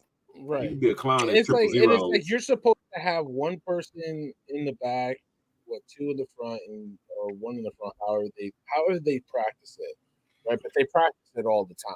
Right? It's like basketball, man. It's like when one person don't get back on defense, now everybody got to find a man and they scrambling. Find a man. One person put a body on a man. What did they put a body on a man? Find somebody and put a body on him. I mean, and that's what happened on that play, because I mean, we've all seen the play a million times. It's like, because he was 40 yards away from the play, he runs over in a panic and actually literally kind of pushes his own teammate out of position. His teammate was trying to do the right thing, pushes him out of position to tip the ball right to Noah Brown, touchdown, Commanders. You know, Noah Brown ain't hardly did nothing all game, but he knew how to be in the right position to catch that pass. Like, listen, Noah Brown was standing eating popcorn, talking about, man, I sure hope the post game spread is pretty good. Right. But like I say, man, it's one of the things, man. To me, I feel like you celebrated a dead ball, when the offense is running on the field and the defense is running off or something like that. Or you celebrate, if you just scored the touchdown. Like, don't celebrate in the middle of the play. Like, and I'm not making excuses for guys, because how many times have we seen guys that are still celebrating and like the offense is already lining up Yep. Because you still celebrating. You the second quarterback. You 8 yards down the field. The offensive line, they know to set the ball. You still celebrating. So now you got to run back on D. We see it all the time. And I'm be real with you. Like you say, we bunch of old. I'm gonna say a bunch of old school guys, right? Mm-hmm. And this is where Eberflus, he needs to learn how to be a real coach, because with these new players, you can't, like, I get your mentality, military mentality. You can't do that with these young guys. You can't find them. Nah, you get to find them. They won't let you and coach, he upset he yelled at me. I don't want to come to work today. I think I want to call my agent because I need to be traded up out of here because he actually handled me like an adult. Okay, then we get you up out of here and we start drafting players like the Ravens do, like the Steelers do, like the Niners do, like the Lions do. Okay, you draft players whose mentality fits what you do. But Chandler, you gotta be a little mindful nowadays, especially nowadays. These dudes, they get to talking. Everybody be like, "No, you don't. No, you don't. No, you don't. I don't think so. No, because Belichick did it. Saban did it up until he wasn't ready. You a Duke guy, Coach K. Oh, we know. Straight out of West Point, ran that thing like a machine. If that was the case, then he wouldn't have, up until he retired, got kids to come to Durham, and play. Yeah, but a lot of them guys are selling off into the Wisconsin too, though. He about it there, and Belichick about it there, and Saban's about it there, and yeah, exactly. But it's like so. If not for NIL and all this other stuff, whatever like that, but for 2 decades, these men like ran their respective like programs, teams, like how they ran it. Like, these are military guys with military backgrounds, and like stern old school guys. It's like there is a place for it, but to your point, is like nowadays these kids, it's like you speak about NIL. It's like this kid could be like, I've been a millionaire since I was 19 years old. How you gonna talk to me crazy? But you look at Tomlin. Look at some of the issues that are going on. People criticize him, but he will let you say, he'll let you do certain things. He'll let you get away with something to a point. And when the point comes, you up out of here. You can't be old school, right? But Tomlin isn't old school. If you think about it, he's allowed guys. You go back to Antonio Brown, right? Antonio Brown. Now that we hear all the stories coming out, you was a straight up clown, even in practices. But the production allowed he got certain latitude with his production. But Tomlin always says to him, listen, the minute that the headache outweighs your production, I'm gonna get you up out of here. And that's what they do. The good organizations that are well run, they're always gonna have some guys who want a buck, right? And they allow them a certain latitude as long as they produce at an extremely high level. Well, even the guys like him, it's okay. It's okay. Let him do him. The minute that headache, what they say, the juice ain't worth the squeeze, or whatever the hell that they say. Yeah. Mm-hmm. And that's the locker room is gonna tell the coach that. Yeah. Yo, bro, he got to go. I mean, Belichick, like back to Belichick, like traded Randy Moss because he was mean to a kitchen staff. So it's like, could you imagine that, like in today's NFL, where it's like, it's like he's Randy Moss, Hall of Fame wide receiver. Again, the production, Randy Moss was still producing, with the Patriots, and he was like, you know what, actually, it's not worth it, because Belichick was always a year early, or rather do it early and hold on you too long, know. But like, yeah, it's a conversation that we can have at another date and time. Is just like, it's the culture change. At the end of the day, there's a culture change that's needed in Chicago. You had like D'Amico Ryans changed the culture in Houston. And I'm saying that, even Mike McDaniel. Mike McDaniel changed the culture in Miami. Yes, he did. He went in there and he changed the whole culture of the team. So it's like, what they need in Chicago, they need a complete reset of the culture of the Chicago Bear football team. Because right now, Eberflus, he came from what he was on with Frank Reich. It's just like, they need something. They need to hit the button in Chicago and start over. You know, Steve, look at the criticism that Caleb Williams got when he asked guys just to clean up after themselves and stop making it hard on the staff who clean up behind them. All these people came out. How dare you tell grown men to clean up after themselves? Dude, pick up your trash. You know, you're not living at your mom's house. Okay? These are other human beings who it's their job to clean, but you ain't got to drop your trash right in front of me like, throw that in the trash for me. And Caleb Williams got murdered on social media and all that stuff in the preseason because he said something as simple as, can we treat other people with respect? You understand what I'm saying? So, yeah, they need a culture change in Chicago. They do. That actually went on his went on the fact that he painted his nails. They didn't even really address that. They went the other direction. They were like, oh, this little painted nail. How you gonna tell me something? Blah, right. Blah, blah. It's got to the point to where fingernail polish. The Virginia Tech. I don't know if y'all saw this. The Virginia Tech groundskeepers crew every week, when they have a home game, they'll thank the team because Pitt trashed their locker room a couple years ago, and it was awful. They had chairs and trash. So then now it's got to the point to where the Virginia Tech guys we like to thank Georgia Tech for cleaning up the locker room. Something that you should do anyway. Right. You know, but it's gotten to that point where it's gold star for being accountable and cleaning up after yourself. Yeah, for being a regular human being. Oh my God, who knew just picking up after yourself, you deserve praise for that. And I do agree with you guys. This culture. And I've said this to you guys before. I got people talking about, I got bullied online. How the hell you get bullied online? You don't know these people. They nameless, faceless strangers. And this person said something and I felt threatened. You're a clown. You are a clown. But that's the culture we live in now where everyone, listen, there are microaggressions. There are things where there are slights. We used to call them slights, right? We used to call them slights. And people talking greasy. Right, where you working with somebody and they say something real slick, right, while y'all in the meeting, and you know it's a shot at you. Hey, bro, I got you. You file it away. You catch them one day, or you do something you set up an email chain where they expose themselves. You ain't do nothing. You let them do it themselves, but you get them back.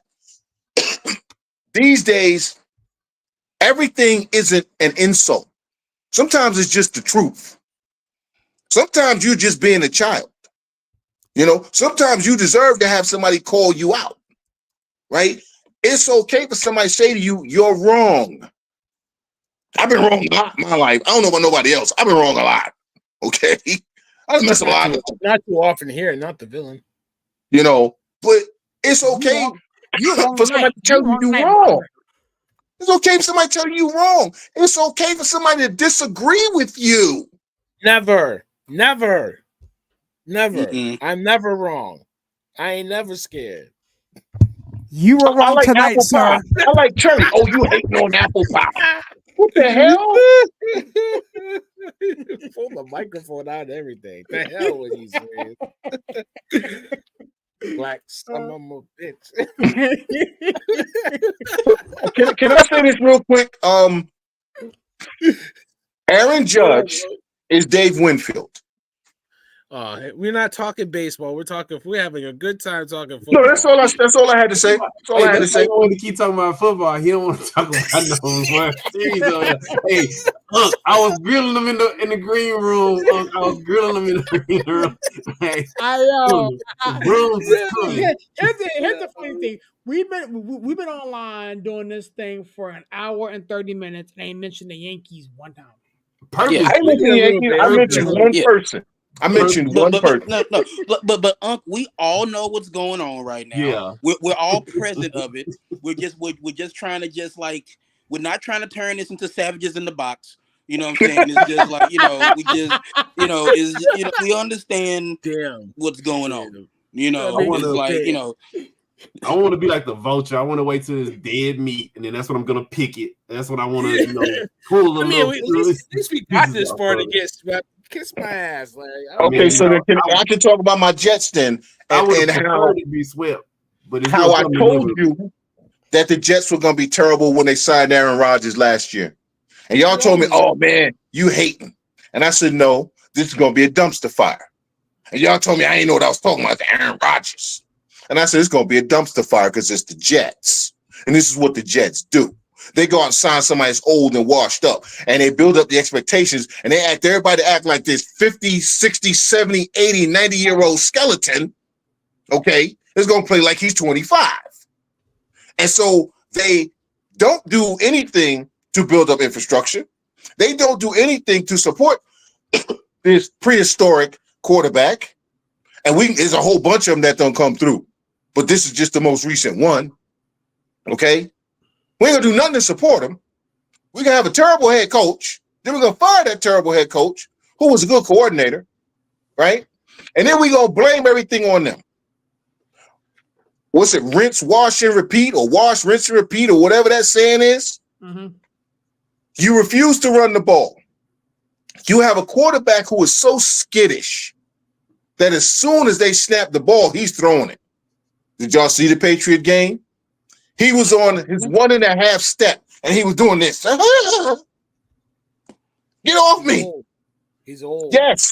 So instead of running the ball, you keep calling 5-step drops.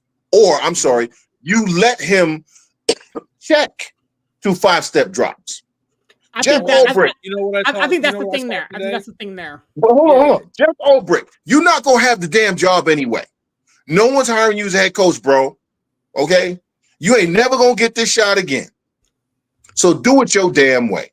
What the hell Aaron Rodgers going to do at this point? What are you going to say? Oh, I'm going to go on a darkness retreat. I'm going to drink some Costa. Okay, we losing with you anyway, bro. Now go sit over there and pout. The next time you check from a run play, you come sit next to me. And I'm going to put Tyrod Taylor in the game. I'm going to embarrass you. Okay? And guess what you'll see? You will see what you saw in the Cleveland game. You'll see linemen suddenly blocking like their life depended on it. You'll see receivers running crisp routes like their life depended on it. You'll see running backs hitting the hole because the team is already tired. The players have been tired of Aaron Rodgers since the whole Egypt trip. They've been tired of him since the Egypt trip because there was stuff coming out, and everybody told Kimberly Martin, who I can't stand, by the way. I can't stand Kimberly Martin. Let me just be clear.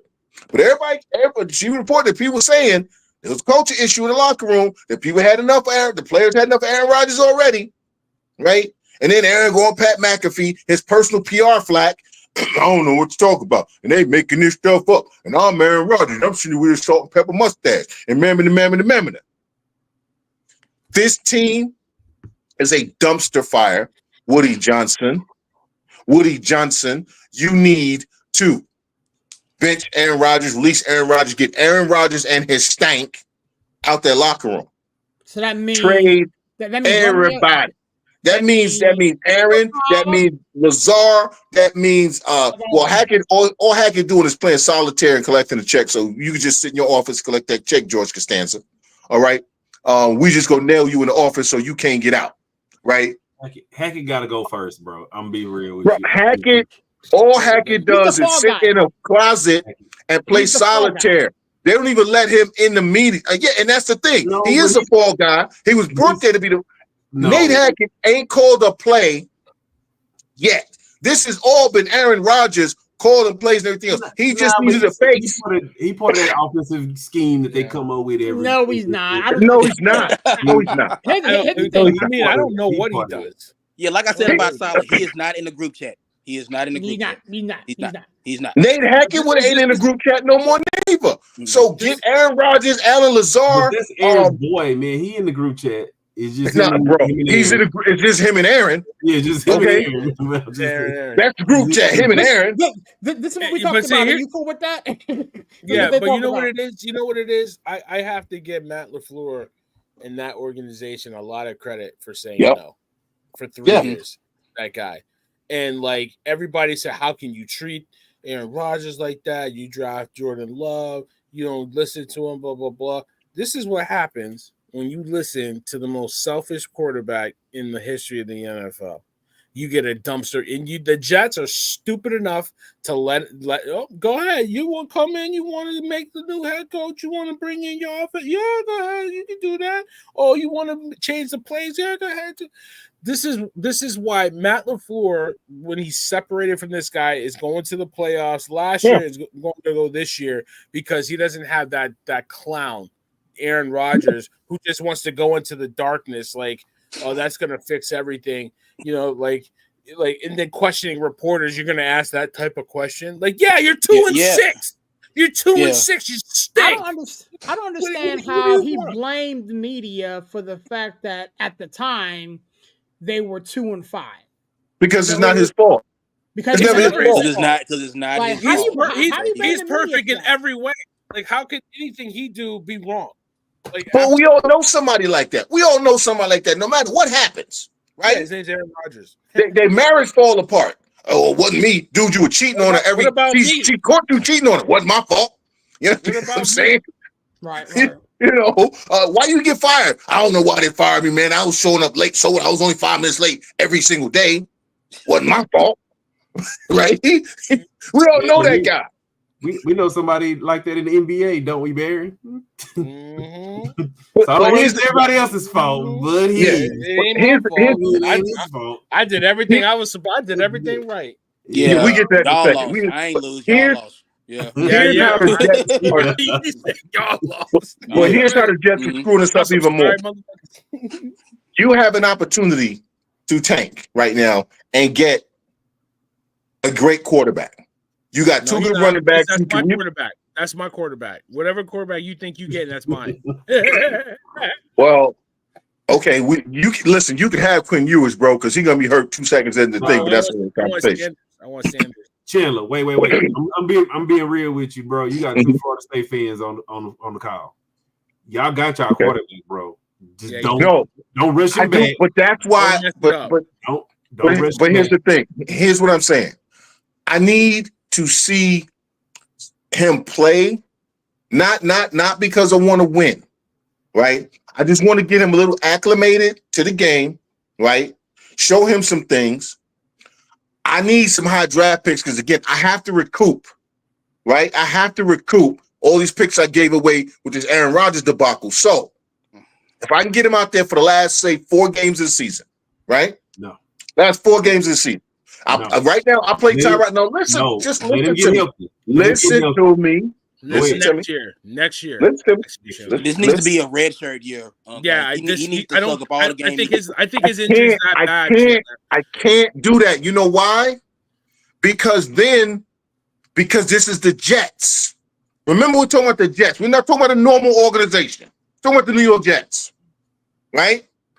But then I believe Jordan Travis, Chandler, and rush him back, and he's not ready. He's not ready. No, if you let me finish, how bad that injury was. Yes, I do, and that's why I said at least the last 4 games, because otherwise they're going to draft Quinn Ewers. No, the Jets are going to draft Quinn Ewers. I don't. Or Riley Leonard, who is a more athletic, worse passing Daniel Jones. No, don't put that. They're not going to give Jordan Travis a shot unless we see him this year. You can book that. That's the only reason I want to see Jordan Travis, because I would like before I die to see the Jets win another Super Bowl. Because again, I was alive when they won the last one. So before I die again, I have died, but that's a whole other conversation. I have actually been expired and brought back, but that's a different conversation. I would like to see the Jets be good, okay?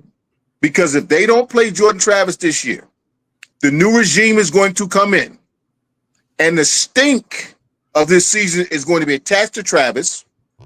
Now, wait a minute. Now, if they hire Louis Riddick as a GM, and that's the only way I say I don't want Jordan Travis to play this year, right? If they hire Louis Riddick and Rex, because Louis Riddick loves Jordan Travis, so he won't move off of him. He will give Jordan Travis a chance to start.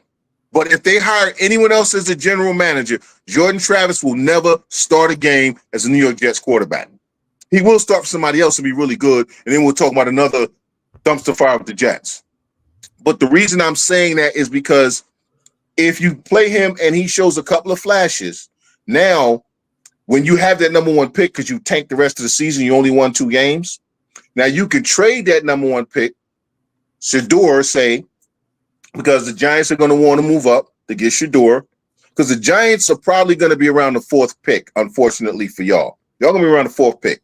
Y'all going to have to give up some draft capital to move up to number 1. Okay?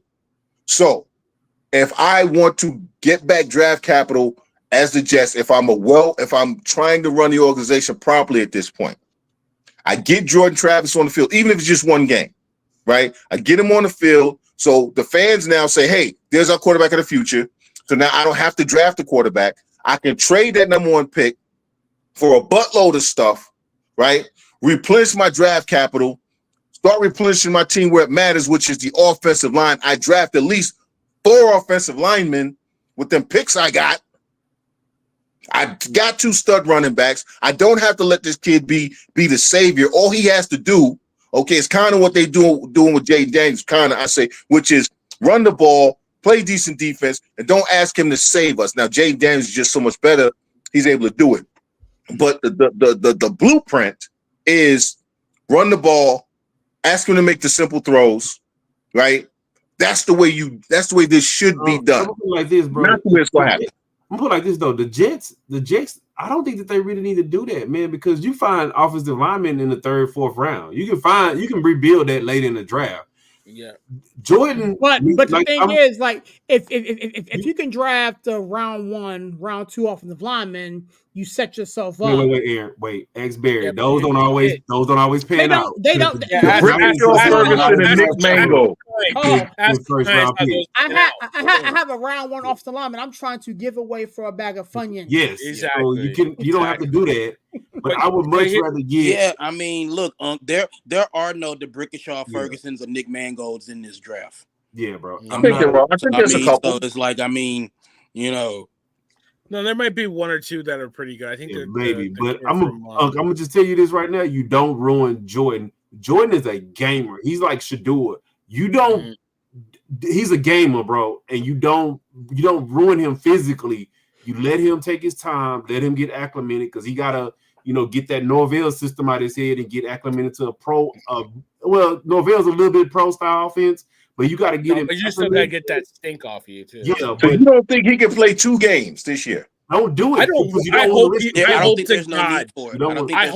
I hope to God, Chandler, he does not play 2 games this year. I really don't, because I think you got to trust that you did the right thing by drafting that kid in the 3rd round. But you're asking me to trust the Jets. You're asking me to trust the Jets without seeing this kid. Either way, you're trusting the organizations that's going to screw it up. Either way, either they play him and they screw it up. Either they don't play him, they draft. They're going to screw it up either way. But don't screw this kid up.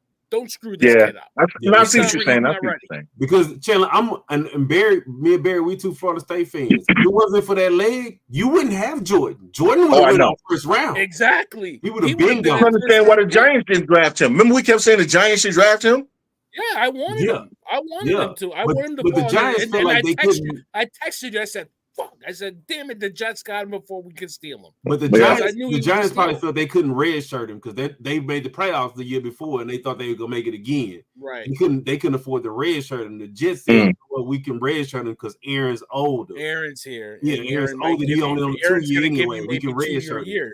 2 years, and then you can mess around. Yeah, with but like Jordan, that injury, that type of injury takes, I think, at least 16 months.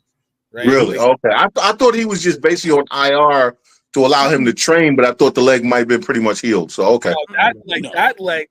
You remember back in the day, the running back from the Raiders on Monday Night Football against the 49ers. That's that kind of injury. Oh, okay. To come back. So it's a serious leg injury. Don't rush him. The kid can play. Like Larry's absolutely right. If he was 100% healthy, he was a Heisman Trophy winner, no doubt about it.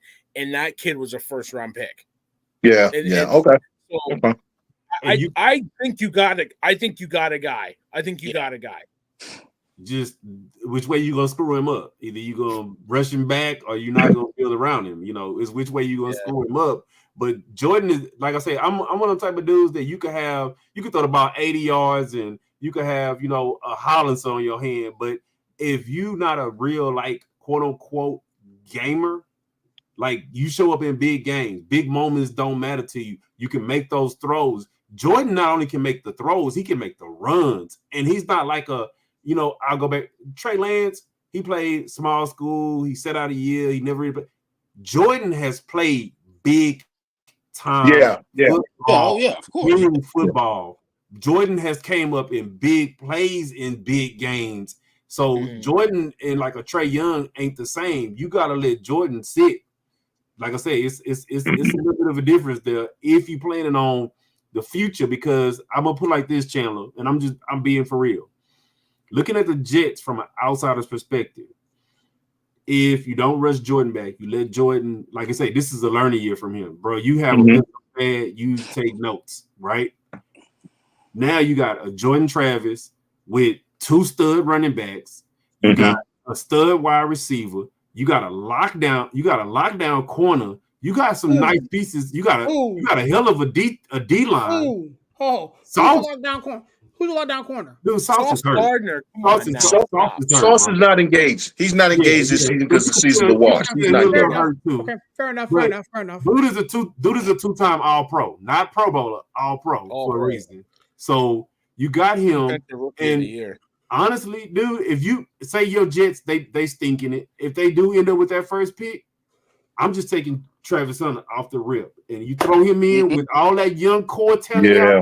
Y'all got now, would you trade Sauce Gardner if you think you got a shot at Travis Hunter? No, let them play together. Put them on the other side. Put them on the other side. Because corners, because this is the Jets. Corner on one side, corner on the other side. Because this is the Jets, and I'm thinking like Jets management.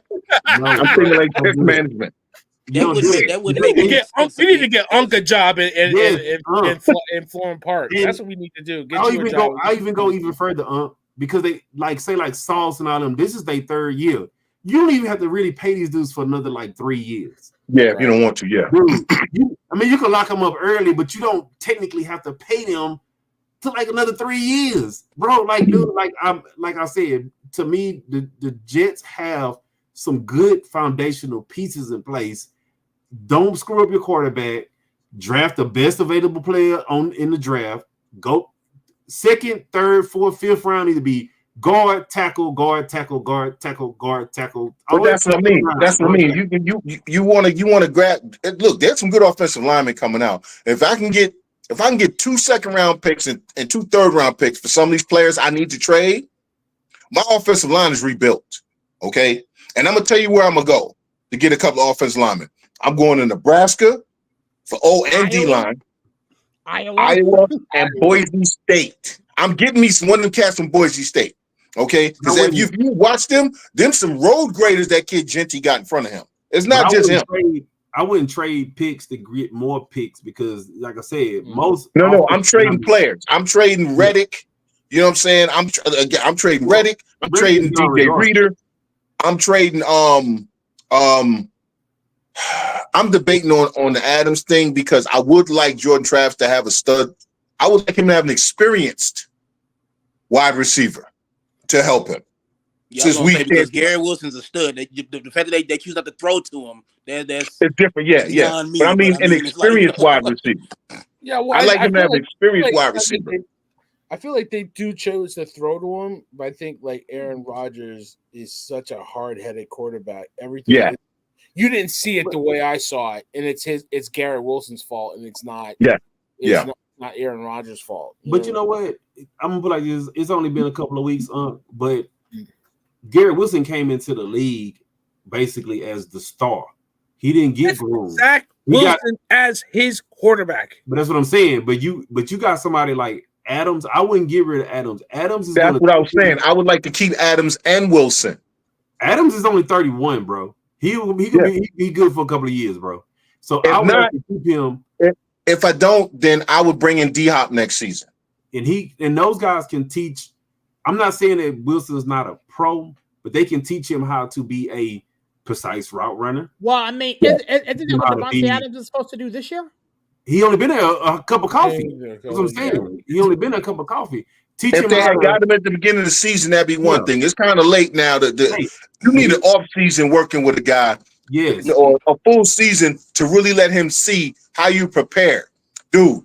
When you run this route, it was I forget who it was talking. I might have been James Jones. He was talking about the chemistry with the quarterback to know that if the cornerback is even with you, right, or you behind it, you can't get over the top. It's going to be a back shoulder throw. That takes time and timing and practice, which again is something Aaron Rodgers didn't do with him. But knowing, listen, if you can't get over top of the cornerback, back shoulder throw. So run your route, then just turn.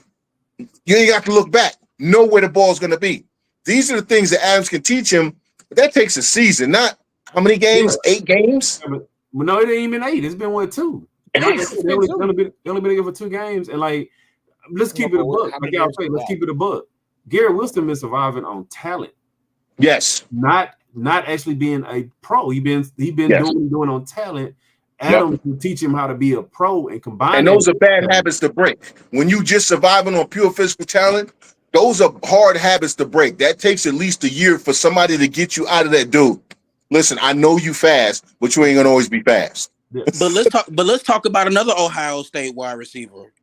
Marvin Harrison Jr. What? Kyler Murray was like, you know what, bro? My bad. What do you like? Let's work. Because at first Kyler was like, oh well, it ain't my job to do this and whatever like that, whatever. But then Kyler Murray went to him and was like, all right, bro, we need to fix this. Let's sit down, let's watch some tape. Let's kind of get on the same page here. Aaron Rodgers would never do that. No, but that's the growth of Kyler Murray. See, they were ready to put Kyler Murray out the league, right? Yeah. But you got to give guys an opportunity to grow the hell up. Right. Aaron Rodgers, what I'll do is just lock him in a room that's fully dark and just tell him retreat yourself in there and don't come out. Oh, he'd love that, bro. Eat this clay. Exactly. Drink this water that I put some stuff in, and sit in this room for like 5 hours, like in the dark, and I'll come in every 30 minutes and like ring a chime or something like that, make sure you're all right. But it's like, so of Kyler Murray, who that man don't care about nothing but Call of Duty and the occasional football game. Of Kyler Murray can do this. Why can't Aaron Rodgers do it?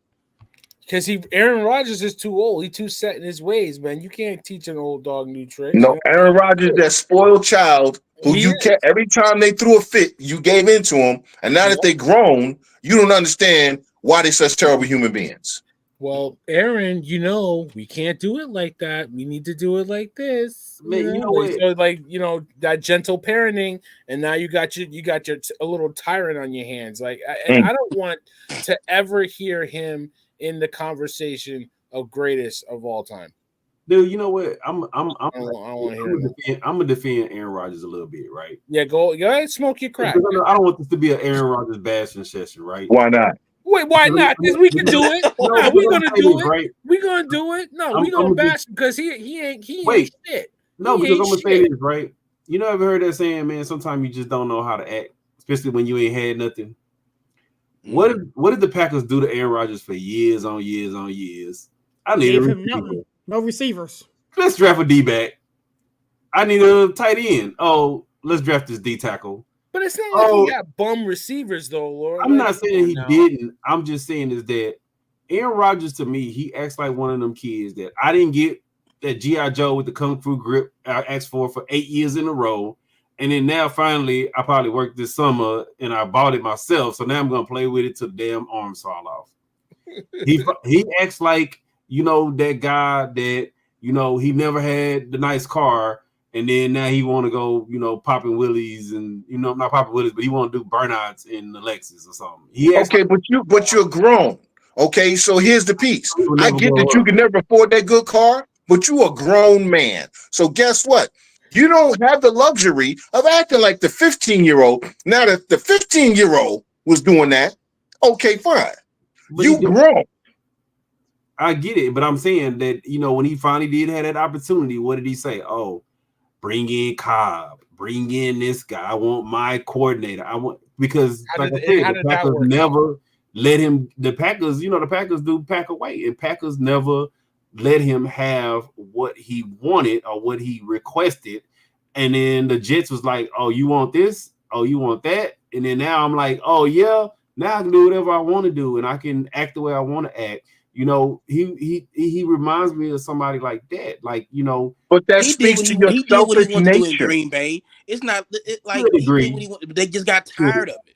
Well, to a They degree. they said no. They unplugged the Nintendo and put it in the closet. That's what they finally, that's what they finally did that. That's what that is. They did it to a degree, and like I say, I'm not gonna totally say See you tomorrow. I'm not gonna say that he's just not a product of something that may have happened to him, because you got to remember at the end of the day, he did play with Mike McCarthy, and I'm just saying. No, I'm laughing. I'm laughing at the delayed reaction of the Yankees fans. Oh yeah, I'm watching it, and I'm no, at TV. Aaron Rodgers. Listen, some people, when your back's against the wall, you have to, on a bullpen day, you have to like show that you can hit against the bullpen. Okay, Aaron Rodgers. There are some people who come from nothing, right? Who come from nothing and don't blame the world. The inevitable is coming, Barry. Hold on. There are some who do, but at a certain point, grow up and understand that it's not the world's fault. You had a terrible childhood, right? At a certain point, you have to start acknowledging that the choices and decisions you made are creating your environment. Okay? Wait. No, hold on. Because we use this analogy of the kid with Aaron Rodgers, right? He didn't have this, that, and the third. Okay, a whole lot of kids didn't have this, that, and the third, right? You abusing all sorts of stuff. That happened to a lot of kids, right? At a certain point as an adult, you have to own the choices you are now making, and then understand that maybe I'm still making some of those choices based on what happened to me, but I have to change that way of thinking. I can't keep leaning on this happened to me. I can't keep leaning on that, okay?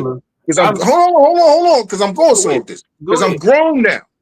Aaron Rodgers has been leaning on the whole poor me, deprived. They didn't draft me right. Blah. Dude, you're 40 years old. Okay, you are a product of the choices you have made as an adult. I understand there's some bad things happen to you, but now you have an opportunity to make choices, and you're still making the wrong choices. So at this point, I don't care what happened to you. I mean, this is the immunized cat that lied about being, inoculated and stuff like that, man. This is who this dude is, man. This dude's a selfish dude. Some people are just narcissists. He's a narcissistic. He's a narcissist. Like, this is why you don't cave into a guy like this. Like, seriously. It's 11:07 y'all time. It's 10:08 my time. I am not gonna let you three goddamn Yankees fans try to turn this into a Jets session, and we over here absolving Steve. Get with me, brother. We are not going to let them turn this into. Well, I gotta go to bed. We are not gonna let them turn it into. Guess what, Larry? I hate to do this to you. I really do. Oh, look, check this out. So, I found out that when you turn off the cam, you can put a picture on there, and so I've changed my avatar. Yeah. What is that? I can't see what it is. It is the typewriter from Sesame Street. Yes. That nobody remembers. Like, that's pretty cool. Like, you talking about Mana? You talking about Mana? Yeah. Mm-hmm, yeah. So anyway, like, I don't like Barry. Like, I'll talk to the Yankees fan. Barry, serious. Like, I'm like Larry. Let me talk to him. Okay. Go ahead. I thought that y'all were going to win tonight. I was like, the Yankees got too much pride to get swept. I feel like they were going to go out there and win tonight. Tomorrow, I was Justin Black. We're going to win tomorrow, too. We're going to win tomorrow, too. We'll take it to LA and losing. Yeah, we're going to win tomorrow, too. I think y'all going to win tomorrow, too. We're going to do. This is the reverse 2004, bro. This is the reverse 2004. 20 years later, this is the reverse 2004. Okay, that would be a hell of a story, and it's like, again, it'd be great. Look, I don't care at all. All right, And then I we're say done. this- That's it. We're done then. No, all right, thank Then you. why didn't you give me the address so I can send you the jersey? Why you wouldn't let me send you the jersey, bro? I do not care about this at all. And, Then why wouldn't you let me send you the when jersey? I don't care, I mean, it's like it's look. Larry gets way too more jazzed up about this than I do. It's like, I mean, look. You I care. got big- You I got- care. You care, Black Zach. You I care, got. Preppy. I really don't though. It's like I literally I picked the Yankees in 6. I mean, what are we doing here? It's like, Then why wouldn't you let me send you the gift? I picked the Dodgers. yeah, it's like. Thanks, Larry. Yeah, thanks. Yeah, We thanks. appreciate Hey, it. Steve, seriously, Steve, why wouldn't you let me send you the jersey? I He's don't. an I don't- Astros fan. What are you doing? I'm not I going was to. trying to give him a gift. I'm not going That's to. not nice. That's not nice. Now, what if he sent He you could have like a sold it on Patriots eBay jersey? for some money. What if he sent you a Patriots jersey? Come on now. That's I not would first of all, if it's autographed, I would take a picture with it and then I would sell it and thank him for the money. No, but seriously, like this is the thing here. It's like at the end of the day, I'm a baseball fan. Oh well, look who decided to join the party. Anyway, Yeah. He's still a bum. Yeah. He's still a bum. Yeah, it's He's they're still up 6 Dave runs. Winfield. Exactly. Yeah, I'm tired. I'm going to bed. I don't but know. no, We can talk about this later. Yeah, we can talk about this later. But anyway, what I'm saying is like, look, like at the end of the day, it's like, look, it is what it is. It's like it's the rivalry. It's like whatever like that. I hate the Yankees so much. It's like, I hate the Dodgers more than the Yankees. That's just me personally. You. You know what I'm saying? So it's like, you. so that's just like it is what it is. It's like whatever. It's like I'm not going to sit up here and like stop the show. We have to talk. Yeah. I'm not letting the Yankees fans off the hook. Larry, I'm sorry, you on that island by yourself. Like, Wait, Steve. I hate Dave Roberts, but I don't hate the Dodgers because they're from Brooklyn. So I can't hate the Dodgers because they're from Brooklyn. Okay, so Steve, I'm in reverse. So I actually don't like the Yankees a little bit more than I like the Dodgers. But for y'all East Coast people, me and Steve, we listen to Southern rap. Steve, in the words of Big Pokey, keep my name out your mouth. Big what? That's why I do not like Big what? Big Pokey. He's a Houston Big rapper. what? Houston. Big Pokey. He say keep Pokey. your name out my name out your mouth. And when So there's a dude running around talking about he a rapper. He hard talking about his name is Big Pokey. He is unfortunately passed away. Yes, man. Mhm. Yeah. Unfortunately, we lost Big Pokey a while ago. So like, yeah, but it's like, but I mean, I only know from sitting sideways. Yes, but he said keep my name out your mouth. And when Cashman coming over here putting our name in his mouth and we not even playing, then now I'm gonna bring it up, bro. It's like whatever. It's like baby. who cares? It's like it's champ. it's jibber jabber. It's talk. It's like who cares? And it's like stuff like that don't matter to me. It's just like Steve, what do you think about Chin Hag being fired? Oh, what? I need to know because it's the only time I get to talk to him. It's the only time I get to talk to him. I'll text him later. I'm done. Yeah, I people don't want to turn this into damn word. It's like said nothing. No, What?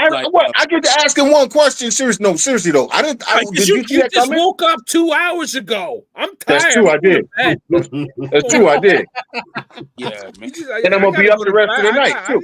I gotta go to work. Look. I'll say this, Unc. It's like Man U is like they tired of they're tired of watching City do this. Okay. They got to do something because it's like, I mean, it's just like, and that's all I'll say. We'll talk off air about what's going on across the pond with EPL. But yeah, Across the Pond show coming live on Executive View. We need to have one. Teach y'all about some real sports. Mm-hmm. With that being said, gentlemen, we're doing a WWE show, so that's all. We'll talk about that all the time. Yeah, y'all can do a soap opera show, but we can't do a EPL show. You can do whatever you want, The world is yours. The world is I will give you I will give you the keys to the kingdom. With that being said, gentlemen, it's been one crazy show, man. We didn't get to half the stuff that I wanted to talk about, and I am okay with it. Before we get out of here, man, a little program announcement. Next week's show is going to be moved from Monday to Wednesday, from Tuesday to Wednesday due to the election. Make sure everybody who hasn't done this already get out there and vote. Vote. You know what I'm saying? Don't let them stop you from voting, people. Don't let them stop you. Get out there and vote, and we don't want to be the cause for anybody not voting. So calls in the Bronx. Yeah, it's gonna be crazy. It's gonna be crazy. With that, I hate them. With that being said, I want to give everybody an opportunity to get out of here, man. Thank you so much for popping by, man. We miss you right here, man. Give us a plug and a close out and shut it down, sir. It was fun tonight, man. Actually, only reason I even woke up was because my phone went off, man. I'm not sleeping tonight anymore, so it's hard for me to be up because I'm usually sleep till about 11, then I'm up till like 11 the next freaking morning. It's crazy. Vote. It's not just about the presidential election. There's also local things on the ballot, and that's where you can see real change. You see change if you need support in your infrastructure, things like that, schools, school taxes for people that own houses. We all know we own houses, how much in school taxes they be charging for some of them school taxes. Getting teachers in schools, more security in your neighborhood, getting business in the neighborhood. The local people on those ballots, they matter too. You're not just voting for the president, you're voting for your area, you're voting for your region. So vote, okay? Vote. All right. And I'm gonna say this as a black man. Okay. If you don't want to vote, if you don't vote at all, you vote for Donald Trump. Period. End of story. All right. Or whoever it is that you don't want to win. If you don't vote, you're voting for that person by not voting. Okay. There you go. But yeah, this was a lot of fun tonight, man. I hope I like to do it more, but like I said, my health is what it is. I'm struggling with depression a lot now. There's a lot of veterans struggle with depression. 988, 22 veterans commit suicide. A lot of people struggling with depression. That 988 option 1 for veterans, but it's for anybody. It don't have to be about trying to kids, because sometimes you just need somebody to talk to. Some people don't have family and friends around them. Sometimes you just need somebody to talk to. Pick up the phone call. They'll listen. They ain't got nothing else to do. They paid to be there, and they be there because they're there because they want to be there. So they'll listen to you all night if they have to. Just need somebody to talk to. Pick up the phone, call somebody. But yeah, other than that, man, it's a lot of fun tonight. And Jets suck. And Woody Johnson, I hope you burn in hell. Thank you so much for popping on, man. It's a pleasure to see you, man. Hopefully, we'll see a lot more of you. Coach, man, you returned to the party, but you showed up and showed out as per usual. Give me a plug and a close out and shut it down, my guy. You know what it is. Once again, another successful boardroom meeting from the execs. Guys, I just have to say this. Paolo Banchero, 50 piece on them boys. Oh boy. It makes me sad. It just makes me hurt as a Rockets. But anyway. Jabari.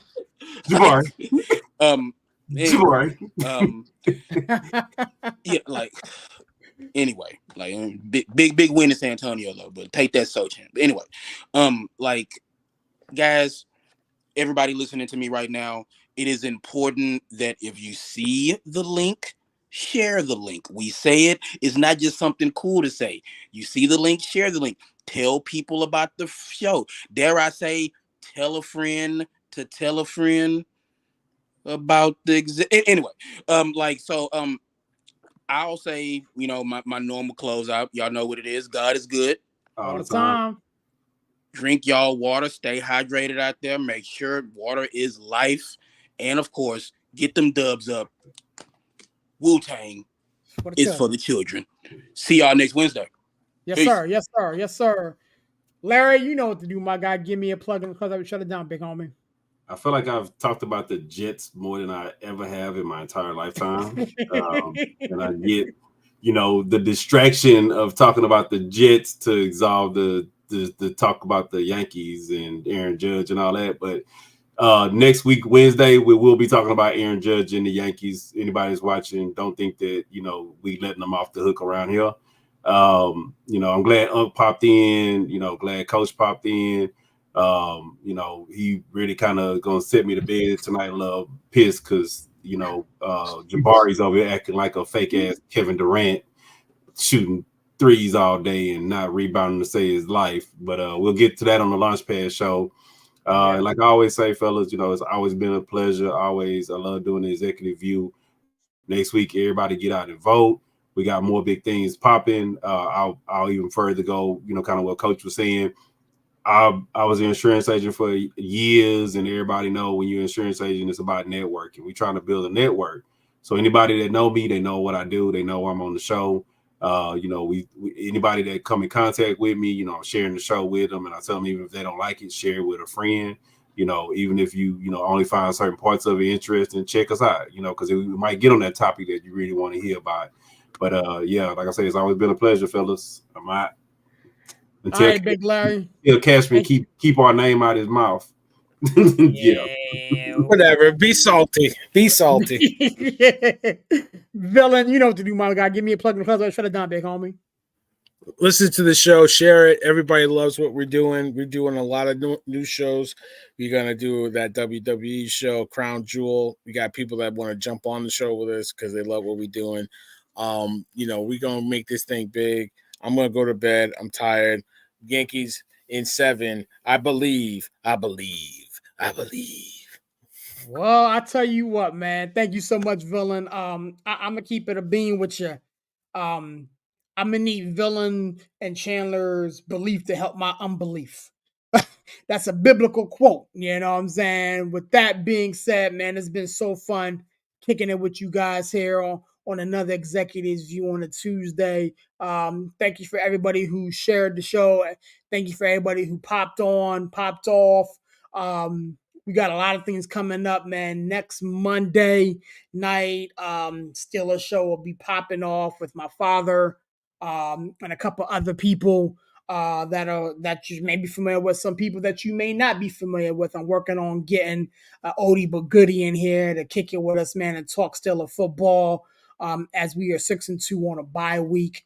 As I said a minute ago, the show that we normally do in the Tuesday slot is going to be moved to Wednesday. Again, definitely want everybody who is able to, who has not pre-voted, to get out to your poll spot and vote. If you do not know where that poll spot is, jump on Google and figure it out.